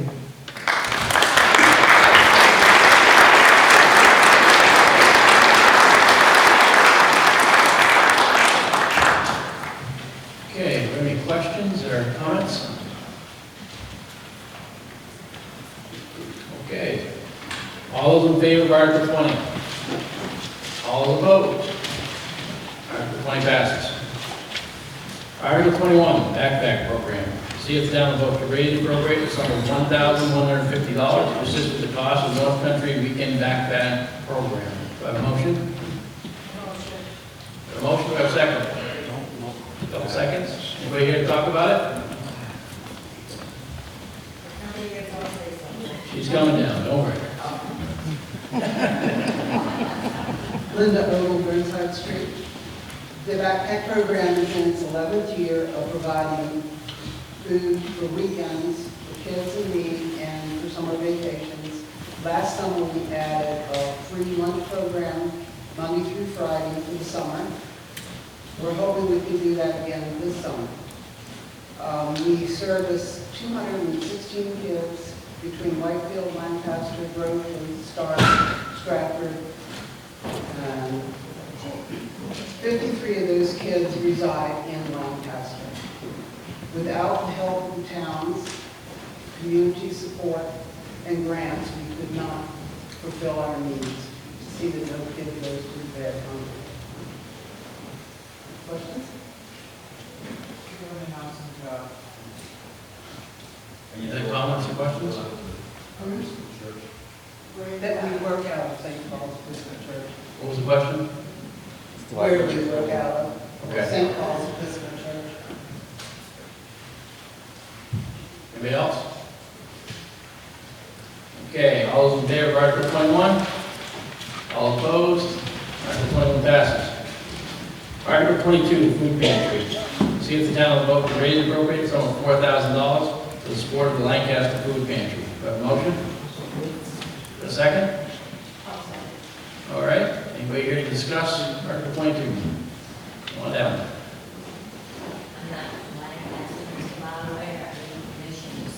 Sue Peel, the secretary for the food pantry. All right. All those in favor of letting Sue Field speak? All opposed? Go ahead. Thank you very much. The Lancaster Food Pantry has been in operation continuously since 1989, trying to keep a balance between hunger and feeling productive in the community. Most of the communities that we serve are dealing with people who have suddenly gotten older. I'm one of them, who don't have the money that they had before. And if you've noticed, food has gotten much more expensive. We have 1,194 clients registered for Lancaster Town at this moment, and that represents about 23,880 meals that we give people to keep them going. It does not include homeless, and we see homeless at least every week and almost every day that we're open. The state is trying to get a handle on how many homeless people are out there. It's hard because the USDA standard to be a client, you have to have an address. So we are working with our clients that we know and love, and we're also working with the homeless. We're hoping that you will appropriate $4,000. Our only income is donations, and every one of us are volunteers to keep food going. Tri-County Cap has been awesome in keeping us supplied with food, but we need your help. We're hoping that you'll appropriate $4,000 this year. Thank you. Questions? Okay. All those in favor of Article 22? All opposed? Article 22 passes. Article 23, Androscoggin Valley Home Care Services. To see if the town will vote to raise and appropriate the sum of $14,000 for the purpose of supporting Lancaster's elderly and disabled residents needing long-term care, homemaking, bath care, and nursing as provided by Androscoggin Valley Home Care Services. Do I have a motion? Got a motion over there. For a second? Second? All right. Anybody here to talk and support? Yeah? My name is Margaret Sullivan. I'm the Executive Director of Granite Home Care Services. Yep, Margaret. I'm from Lancaster. Okay, just get a little closer to the microphone. May I have permission to speak? All right, she's from out of town, so all in favor of letting her speak? Any opposed? Go ahead. Thank you. AV Home Care Services has been rendering non-Medicare certified homemaking, bath care, and nursing care since 1975, mostly in the Borough and Gorham area. In 2019, the provider of services for Lancaster opted out of taking care of the Lancaster residents, and we were approached to take over the program for them. It was a leap for us. We really never pictured ourselves covering the county. We did, my board, actually at the time, could not see leaving the Lancaster residents without our level of support for their elderly and disabled. There aren't a ton of people who need our support on a year-to-year basis, but the people who do, most do not have anybody in their lives to help them, to go get meds at the pharmacy, to clean their apartments when they're disabled and they just can't, to do their laundry, get them food at the grocery store, help them with that. This is what we do. It isn't terribly glamorous work, but for those people, it is quality of life day to day. We hope that you will appropriate the funding so that we can enable your residents. It isn't for AV Home Care Services. It's for your residents to have this level of support so they can live well in their homes. Thank you. Okay, do you have any questions? Yes. So it's a three-part question. All Okay. right, let's come up to the microphone and answer. We can share. So I want to know, how did you come up with $14,000? How much is it per capita? And what are the other surrounding towns paying?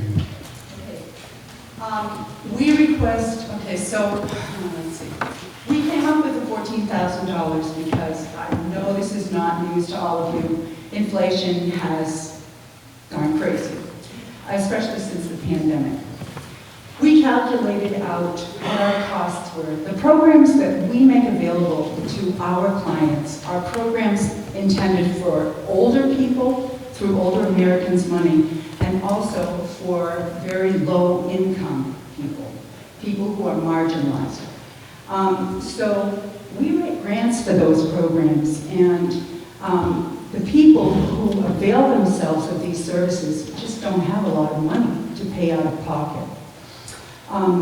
When we calculate in reimbursement, which is terrible, also fees, marginal fees that the people pay, and also what we get from the towns, in particular Lancaster, our losses are about $20,000. We asked Lancaster to pick up 14. That was after the supposition that Lancaster would pay that. So we realized that we're taking a loss, but we go out and try to find extra grant money. We do fundraising. It's just part of our charitable mission. I don't know the per capita amount. I would have to ask my finance director. I did quick calculations. I was going to say $450, yeah. $4. I think it's $450. And we get $14,000 from Gorham, that's if they say yes. $19,500 from Berlin, that's if they say yes. We ask for $5,500 from Whitefield, and Northumberland is $10,000. Yes. So I'd like to make a motion to amend the amount to $7,000. To how much? 7,000. Okay. We have a motion and a second to amend Article 23 from $14,000 to $7,000. I'll ask why. Excuse me? Why? Why, Dale? Why, Dale? Okay, we have a motion on it. We don't have to.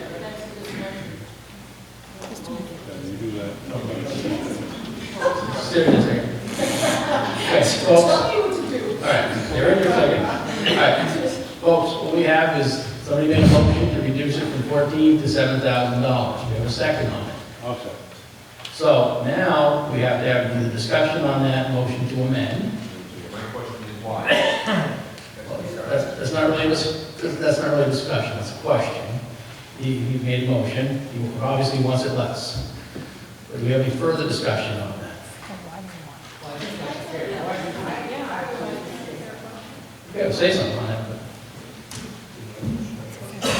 I was a certified nurse's aide, and I've done private care, which private care you get paid really well. But for the people that can't afford these services, these people are oftentimes the only people that they get to see and talk to in a day, or a week, or twice a week.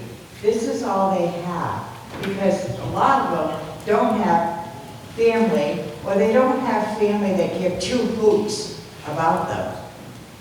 I understand. You're welcome. I understand. And we'll vote. Okay. Any other comments on the motion to amend?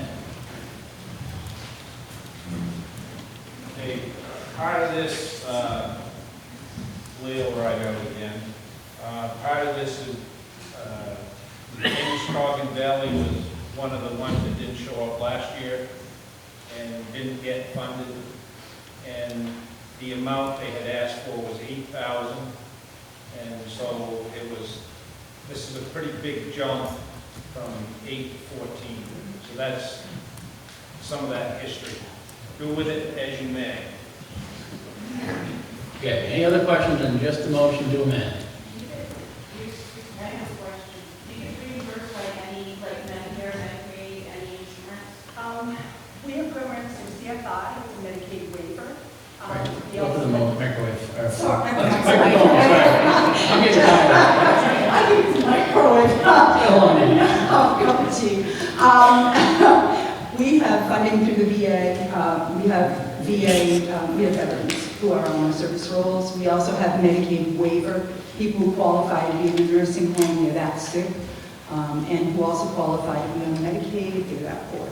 And then we have Title 20 intended, it's a social service block grant, that's for poor, older people, and then older Americans, anybody 60 years and older. Does not matter what their income is, then they qualify. I'm sorry, I'm not doing the microphone. They are eligible for our services. Donation only. Heather Campson Burnside, sorry I didn't speak. But I'm a registered nurse, I work for Police Officer. So I assume, I used to, I assume that CFI is for low income patients. Yeah, but you don't bill, you can't bill Medicare for home services, I believe. Right, you can't. Medicare won't pay for it. I think that's why they stopped the home visits. I think that's why North Country Home Health and Hospice stopped doing home visits, because they weren't getting reimbursed for it. And I think that's why. I'm just saying, and you don't get reimbursed for that with Medicare. So that's a lot. They help out the elderly patients that are at home. They keep them out of the hospital. They keep them safe.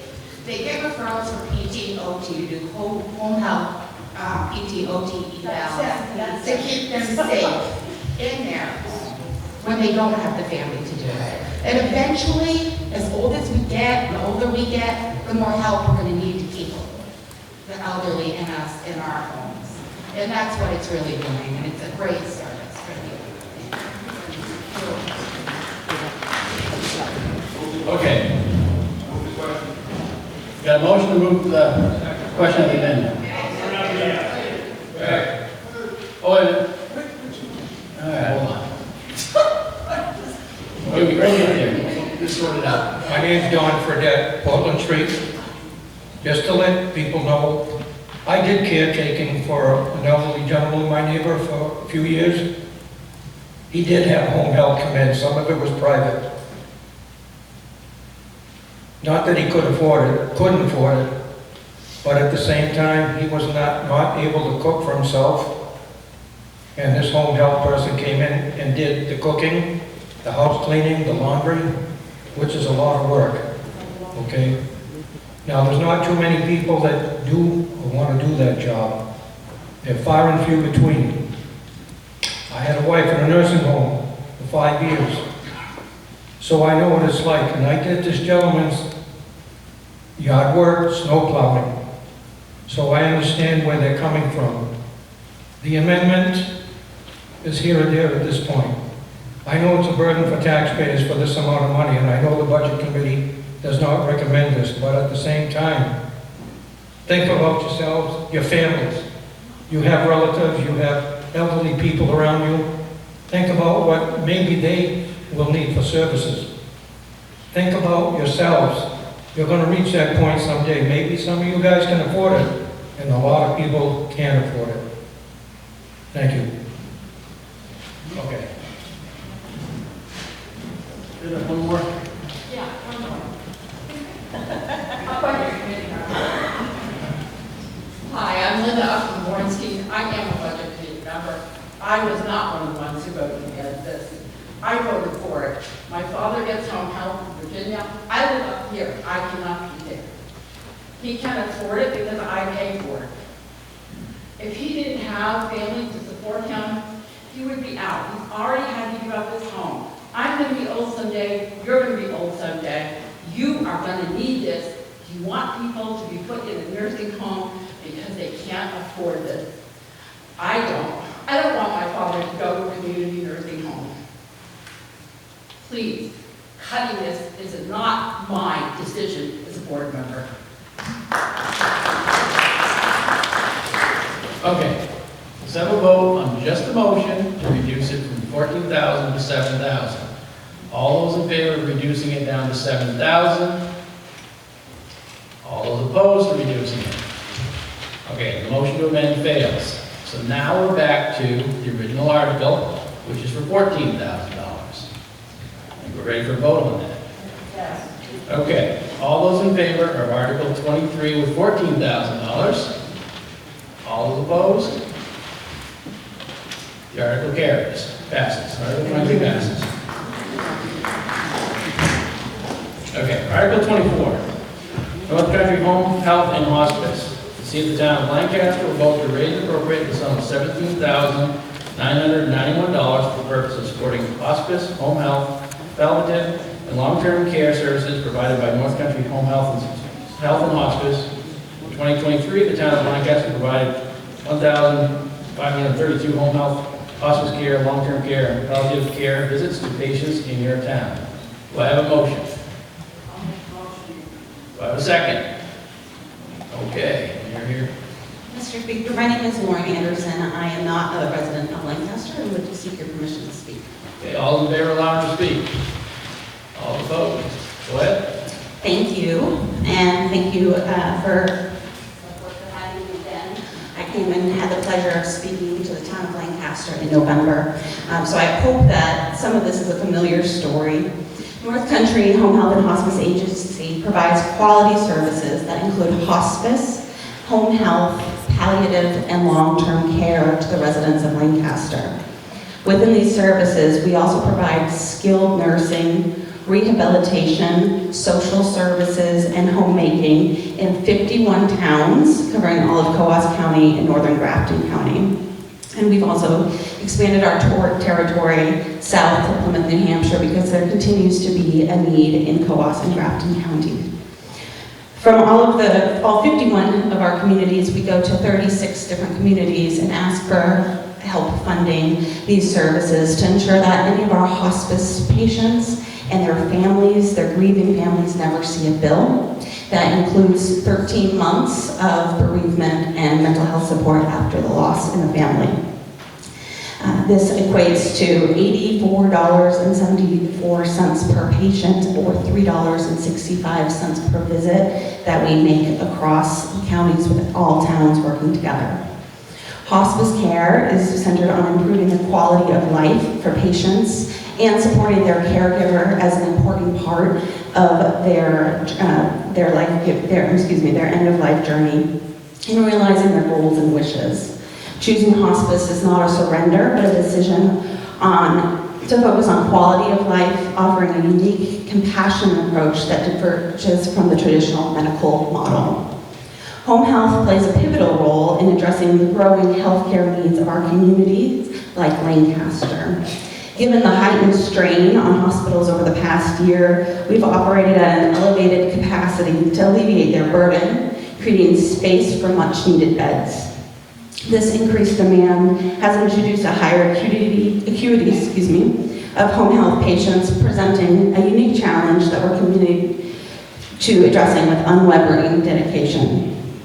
Long-term care is committed to delivering essential home health aid, homemaking, and companion services to individuals facing challenges in performing the vital activities of daily living independently, including bathing, dressing, meal preparation, and household tasks. These services are particularly designed to assist those with physical, medical, or mental limitations, enabling them to maintain their independence as long as they desire. By addressing these fundamental needs, we strive to enhance the quality of life for those that we serve. We're very proud of our palliative care program, which we launched as a pilot in 2019, which expanded from its 5 initial patients to 112 active patients, and we're proud to be partnering with Weeks Medical Center to bring a palliative care provider to the Lancaster and greater community this year. She actually starts this week. We're very excited to have her, and we'll be able to provide outpatient palliative care services, which is a bridge for any terminal illness, no matter where you are in the journey. You do not have to have a terminal diagnosis at the time. So that provides a vital bridge, offering support for those with serious illnesses who might not be ready for hospice care yet, but still need both the clinical support as well as the social support. The team at North Country Home Health and Hospice Agency, along with our esteemed board of directors, expresses profound gratitude to the town of Lancaster for considering their support of our agency. By doing so, we aim to enhance overall health outcomes within the community and uphold our commitment to fostering well-being in the lives of those we serve in the Lancaster area. Thank you. Okay. Any questions, comments? Okay, all's in favor of Article 24? All those opposed? Article 24 passes. Okay, Article 25, elderly exemption. Shall the town modify the provisions of RSA 72:39-A for elderly exemption from property tax in the town of Lancaster based on assessed value for qualified taxpayers to be as follows. For a person 65 years of age, up to 75 years, $32,000. For a person 75 years of age, up to 80 years, $41,000. For a person 80 years of age or older, $50,000. To qualify, the person must have been a New Hampshire resident for at least 3 consecutive years, own the real estate individually or jointly, or if the real estate is owned by such a person's spouse, they must have been married to each other for at least 5 consecutive years.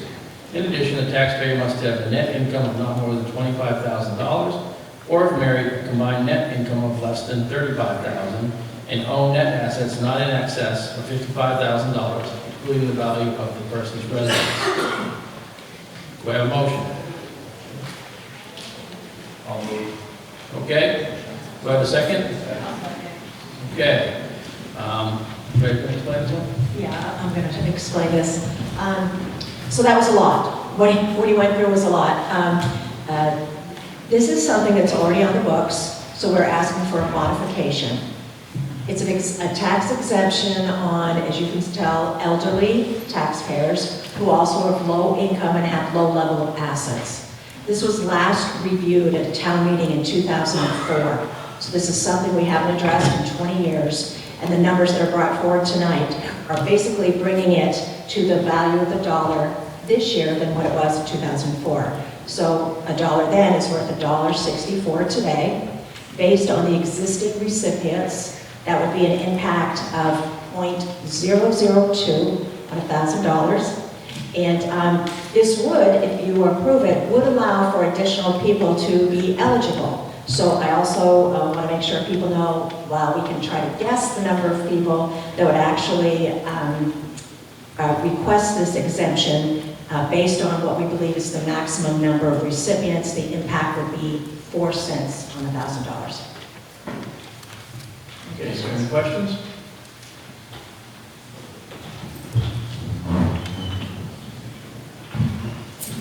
Rob Christie again. There was a town-wide revaluation last year, and everybody probably notices that their assessment went up quite a bit. Now that's said to be revenue or cost neutral, because even though your valuation goes up, the town budget's the same. So, like, instead of paying $24 per thousand, now we only pay 17, but it's the same number. The problem here is this exemption is not revenue neutral. It takes money off of your assessment before your bill is calculated. So, in the last time this was done, 2004, was just after the town-wide revaluation then. And it was noticed that this penalized people who were elderly and on a low fixed income. We think about this today with the sudden COVID northern migration and all of the snapping up of real estate here. All of a sudden, people find themselves with very valuable real estate, but maybe not the ability to pay the taxes. So what Kathy Jean has calculated is a number that corrects for the inflation over 20 years. What that number does not reflect is the impact of the townwide revaluation. So I have taken the liberty of calculating that a little bit, and the numbers in this elderly exemption, 32,000, covers inflation, but it doesn't cover the impact of the revaluation. To cover that whole thing, I'm going to make an amendment that we increase the 65 to 75 year amount from 32,000 to 54,000, and the 75 to 80 year amount from 41,000 to 68,000, and for if you're over 80 years, from 50,000 to 81,000. Now that's the amount of money that comes off of your assessment. And those seem like big numbers, but when you boil them down to taxes, as Kathy Jean has pointed out, this ends up being fractions of a penny per thousand. And my point is that by increasing, as I'm recommending, we aren't increasing anything. We're just catching up to where it was in 2004. And to give you an example, if you look at the number of people who received this exemption in 2004, there were 54 or 55 people who received it. Anybody care to guess how many people were eligible for it this year? If you guess 5, you're right. That's because the elderly people have been priced out by inflation and the revaluation. The consequence is that older people on fixed incomes may be driven out of their house because they can't pay the tax. So, again, I make the amendment that we increase 65 to 75 from 32 to 54,000, 75 to 80 from 41 to 68,000, and from 80 plus from 50,000 to 81,000. Second. Okay, so we have a motion and a second. I guess I got the discussion going first, okay. All right, so let me read, we're gonna have to vote on the amended.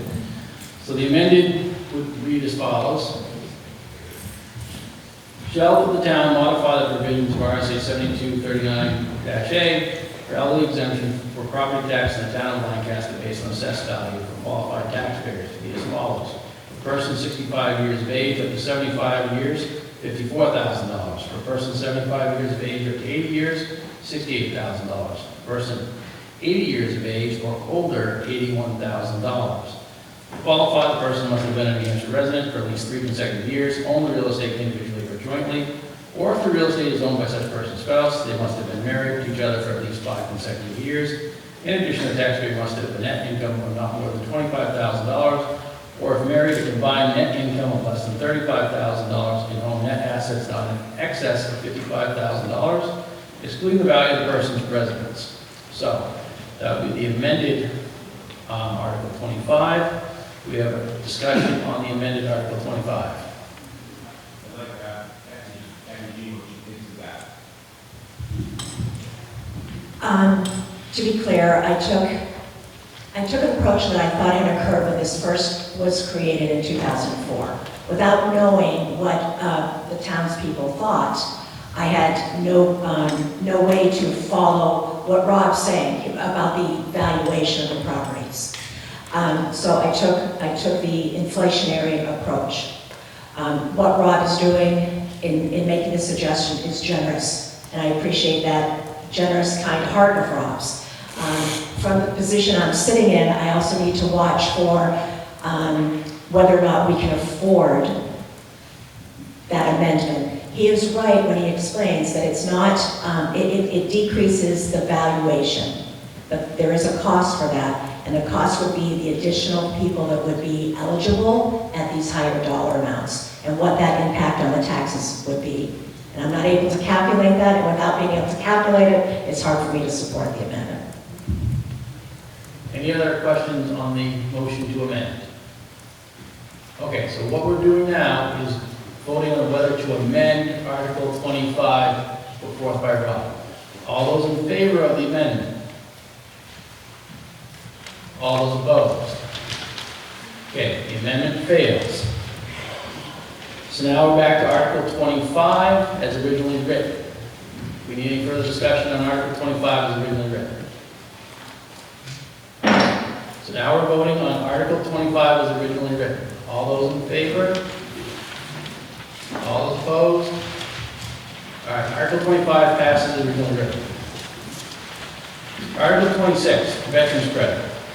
Shall the town modify the Veterans Tax Credit in accordance with RSA 72:28, paragraph 2, from its current tax credit of $100 per year to $200 per year? I'll make that motion, moderator. Second. Okay. So at the last amendment, the last article we talked about was an exemption off the valuation of someone's house. This is actually a tax credit. Again, this has been on the books. The last time this was reviewed was 1995. So we're behind. We're behind. And the recommendation of going from $100 to $200 is right in line with, in 1995, a dollar then is worth $2.03 now. So the impact would be 3 cents on $1,000 valuation. Any more questions or comments on Article 26? I'd just like to speak it. Again, Rob Christie and Kathy Jean and I looked at this and worked on it. And actually, it was last year in this meeting when we voted to continue the $100 tax credits. The veterans were supported last year by that vote. But it was clear when we started studying the elderly exemption that this was way behind from 1995. I can't remember, was that 30 years ago? And our veterans have given service, and this isn't a big deal. $100 credit is the same as taking a little less than $6,000 off their valuation. So it's a very conservative approach. The veterans deserve it, and I can't say enough in support of it. Any further questions, discussion? All right, all in favor of Article 26? All opposed? Article 26 passes. Article 27, service-connected total disability credit. Shall the town modify the service-connected total disability credit in accordance with RSA 72:35 1-A from its current tax credit of $1,400 per year to $2,800 a year? Do I have a motion? Make a motion. Do I have a second? I'll second that. Okay. Okay, so similar to the last credit, there is a secondary credit to our veterans who have total disability because of their service. This has not been updated since 1995.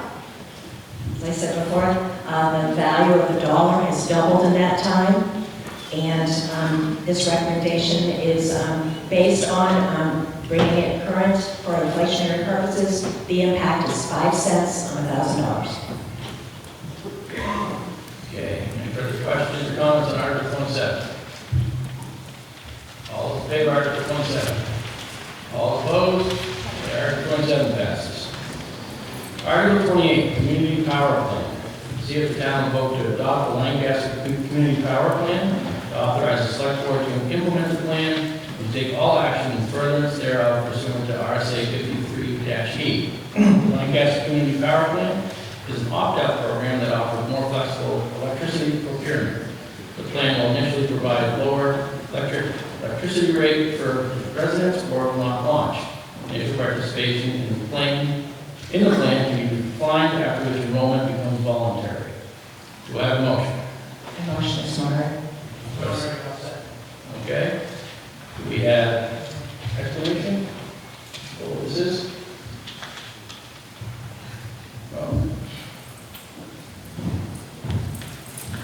Well, this time I may actually have portfolio to speak.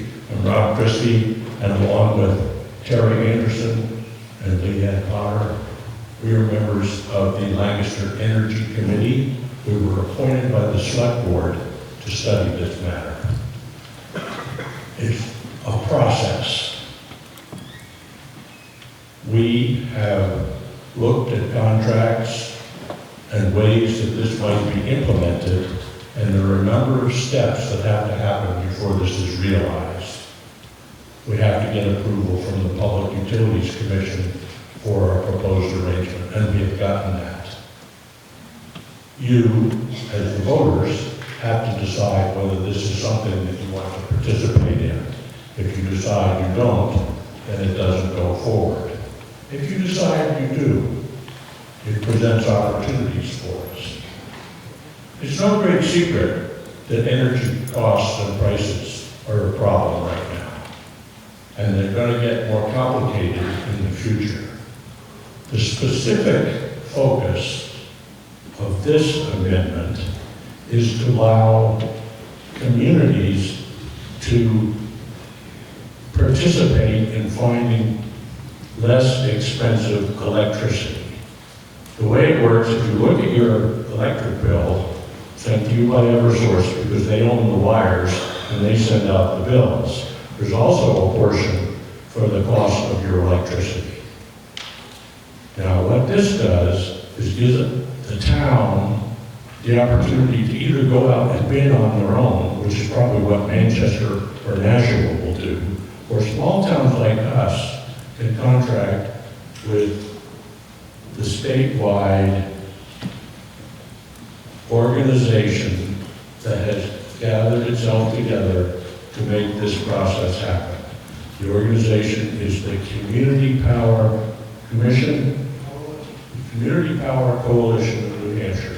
There are maybe 20, I'm guesstimating some numbers, maybe 20 towns in New Hampshire that participate. There are another 20 or 30 towns who are on the brink of participating because they're doing what we're doing now. So this gives an opportunity for us to have somebody bidding on our behalf to achieve lower electric costs. Now, some people wonder why this is what's called an opt-out program. If you adopt this, then you will automatically get your electricity through whatever arrangement Lancaster has with CPCNH. There's an agreement that when it starts, if they don't have lower prices than Eversource, then it won't fly. There's also another step that has to happen, which is the select board will review the contract, the cost-sharing contract, and will decide whether it's a good idea or not. You can get out at any time, just like you can on your electric bill. If you don't like Eversource, you could go find someone else to provide it. Also, the town can get out of an obligation at any time. So it's complicated, it's tricky, but the third thing that it gives us is the opportunity to be part of a group that will be working on solving some problems. And the problem I'm addressing is energy is going to get to be more expensive. There are going to be all sorts of problems with, net metering and what alternatives can we use. And that's a fight that it's hard for a town like Lancaster to fight on its own. But as part of the CPCNH, there's an opportunity for us to participate in some problem-solving activities. So I'm neutral on it as a member of the committee. I think there's a lot of opportunity. There's also the fact that it's up to you as voters whether we do this. A lot of good ideas, but it's a new idea, and so I think you should think very hard about whether you're worried about the cost of energy in the future and whether this gives you a chance to do something about it. Are there any questions about the process or how it might evolve? Charlie? Charlie Cotton from Lancaster, is there any downside to approving this? Well, one of the things that I worried about when I got on the commission was, is this going to cost Lancaster? I mean, is there going to be a bureaucratic cost, or are you going to have to hire some people to shuffle through all of this? And the answer is no, because you just contract for a price. Now, what effort is required is the select board has to go through their contracts and decide whether this is a good idea. But cost, no. If you don't like it, you can get out. And if everybody in Lancaster got out, then what would happen to Lancaster? How would Lancaster get out?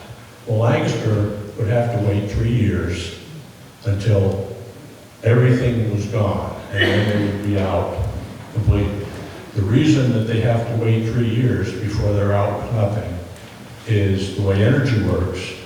You have to go to the futures market and buy your energy contracts up to 36 months out. And if we join CPCNH and they buy some electricity based on us for 36 months, then they're on the hook. If we all leave, then they can reallocate that to other people at no cost to us. Does that answer your question, Charlie? Yeah, so there's no cost to us for approving this. Well, that's right, unless we wanted to get completely clear of it earlier than 36 months.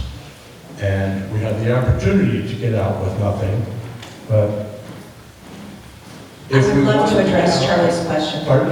I would love to address Charlie's question. There's a counterpoint to this. There is, yes, point, counterpoint that I'll show. I think there's several downsides. I'm going to ask, I think your first question was there a downside? And I think your second question was, are there costs? Is that correct? Okay, I'm going to do my best from what I understand. I'm clear to say I did not serve on the Energy Committee, but I've gotten regular updates from the Energy Committee. I've tried to do as much due diligence as one could do on electrical machinations. Okay. Community Power Coalition is a nonprofit organization. I'm going to, bear with me folks, I'm getting in the weeds. I try to keep it high level, but I'm going to get in the weeds. It's a nonprofit organization. They're not a charitable organization. There's two different things. They are what's called a 501c4, which means they can spend unlimited dollars lobbying in Concord. So one of my concerns is I haven't been able to find any disclosures on what they pay their executive salaries or how much they pay in lobbying fees. They have a right to do that. But if I can't find that disclosure, if I can't find that information, I know they have a legislative agenda in Concord. How much is that agenda keeping with their mission of lower energy costs to the community versus taking care of their own organization? At a minimum, I think this town, people who are voting tonight, should know that baseline dollar amounts and the percentage that are going to the salaries and to the advocacy, and we don't have that information. The warrant article is asking that the town be a shareholder in this community power coalition, and we don't have this information.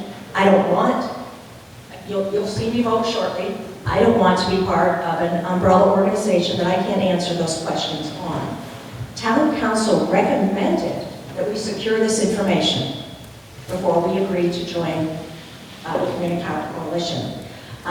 You'll see right in the article that it says the plan will initially provide lower electricity rates. There's no guarantee that would be forever a lower rate. So when I think about the move to this, is it possible that it's a temporary minimal cost savings? Coupled with, while folks who are voting tonight can opt out readily, the town itself cannot. So will we have longer term cost savings or will we not? I can't answer those questions. I can't look at you tonight and say, please support this. This is difficult, this is complex information, and in closing, I also can't say that there won't be a cost to the town in staff time. We don't know the answers to these things. It leaves me uncomfortable making a decision or making a recommendation when I myself can't look you in the eyes and answer those questions. Rob? I'll just start by saying that Kathy Jean and I have worked on this together quite a bit, but I have to take exception to her remark that no information is available. Every organization has to file with the Internal Revenue Service, and if you are a 401c3 corporation, it's called the Form 990. And the Form 990 for this organization is available online. I have looked at it. It discloses the expenditures of the organization, the salaries that are paid to the individuals, and all the compensation. So to say that this is not available is incorrect. I will agree with her in that this is a brand new organization. Something with a long track record is easier to rely on than something that's brand new. Their first 990 was in, I think, 2021 or maybe 2022.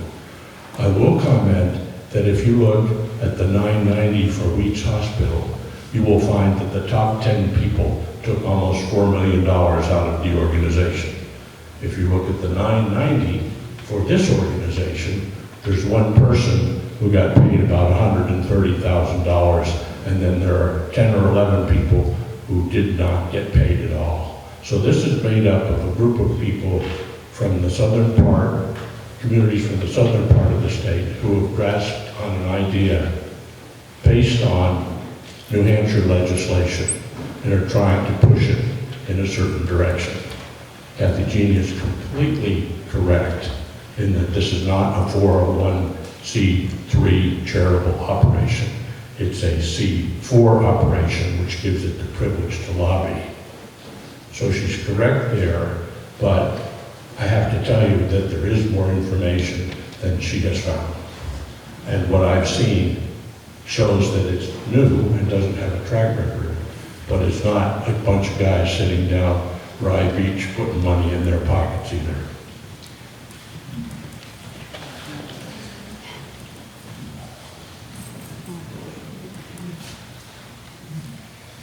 Jana Berlin, Lancaster.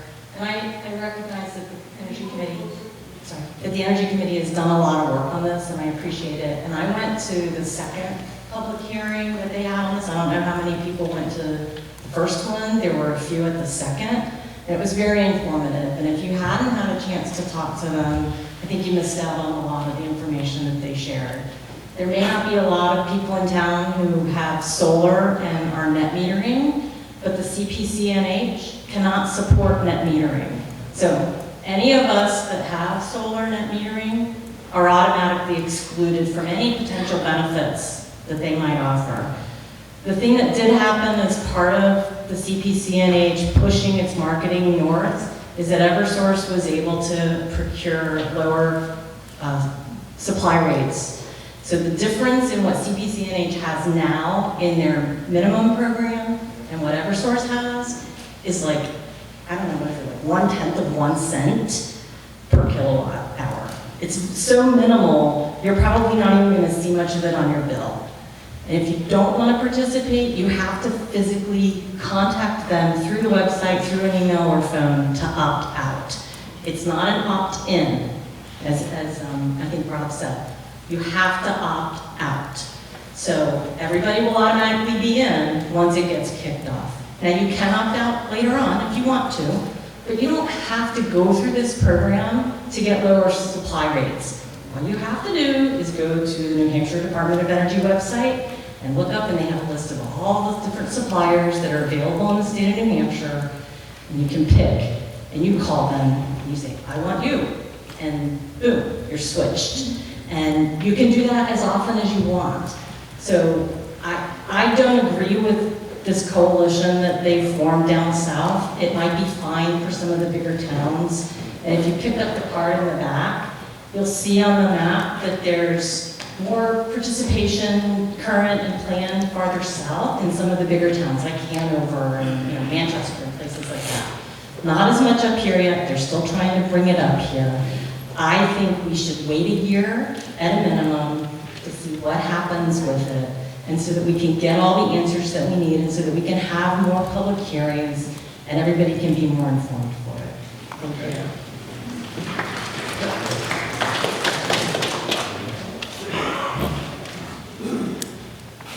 I am Dan Potter. I am a Lancaster resident. I am the chair of the committee. I am also Lancaster's designated representative to CPCNH. The current rates that they are charging now for electricity, CPCNH is 8.1 cents per kilowatt. Eversource is charging 8.285 cents. The last 6 months, which was prior to January, CPCNH charged 10.9 cents and Eversource charged 12.582 cents. That may not sound like a lot, but on the average bill, that would save somebody assuming about 600 kilowatt usage, which is kind of a good average for a town like this. That would be somewhere around $25, $30 a month for the average customer. Some people would be more, some people would be less. So we do have a little bit of a track record. I do have a chart here that has the pro forma income statement from CPCNH.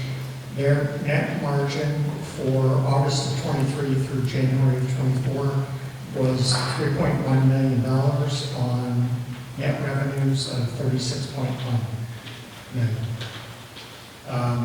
Lancaster was the 50th town and state to sign up to be a part of this. By law, no tax revenues can be used to support any part of this whole process. That black and white and RSA 53E. So that is what the law is. The organization is run by volunteers. It would be like me from all the towns that are participating in this. So a lot of their overhead is actually volunteer time. They do have a staff that runs a call center so that when people want to say, I don't want to be part of this, somebody is there to answer the phone. Anybody can opt out at any time. They don't have to participate. You can change as often as every other month, and it's every other month It has more to do with the timing of when your meter is read than anything else. It doesn't cost you anything to change service providers. You will still get bills from Eversource for everything. The only difference is your electricity supplier would be Lancaster Community Power. For the net metering people, it is an accurate statement to say that they will not participate in the initial phase-in of the program, but that has to do with Eversource not being willing to provide the information to CPCNH about what those people are doing with their power and how much power they are generating. CPCNH has taken Eversource to the State Public Utilities Commission. There's an ongoing case for that, and that should be resolved within the next few months. When that happens, the people who are net metering will be able to participate in this.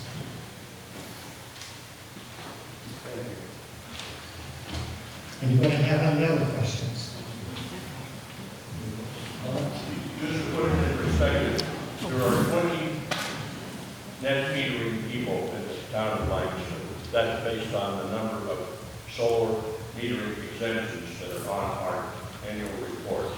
There are 776 households in the town of Lancaster, according to the census. So, yes, that metering is a bugaboo. It's very important to those people who are involved, but it's not the whole dog. It's just the tail. This is complicated. This involves contracts. My whole perspective is I don't want the town of Lancaster to have to do one lick of work that we have to pay for.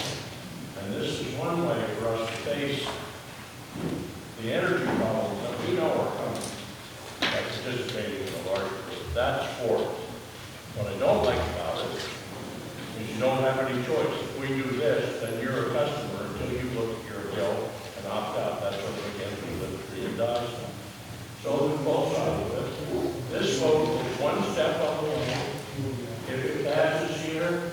All right, hold on, Rob. We got a motion to move in a second. So all those in favor of moving the article? All opposed? All right, debate's over. Now we're going to vote on Article 28. All those in favor of Article 28? All those opposed? Article 28 fails. Okay, we got Article 29. I'll take a motion to adjourn. All in favor?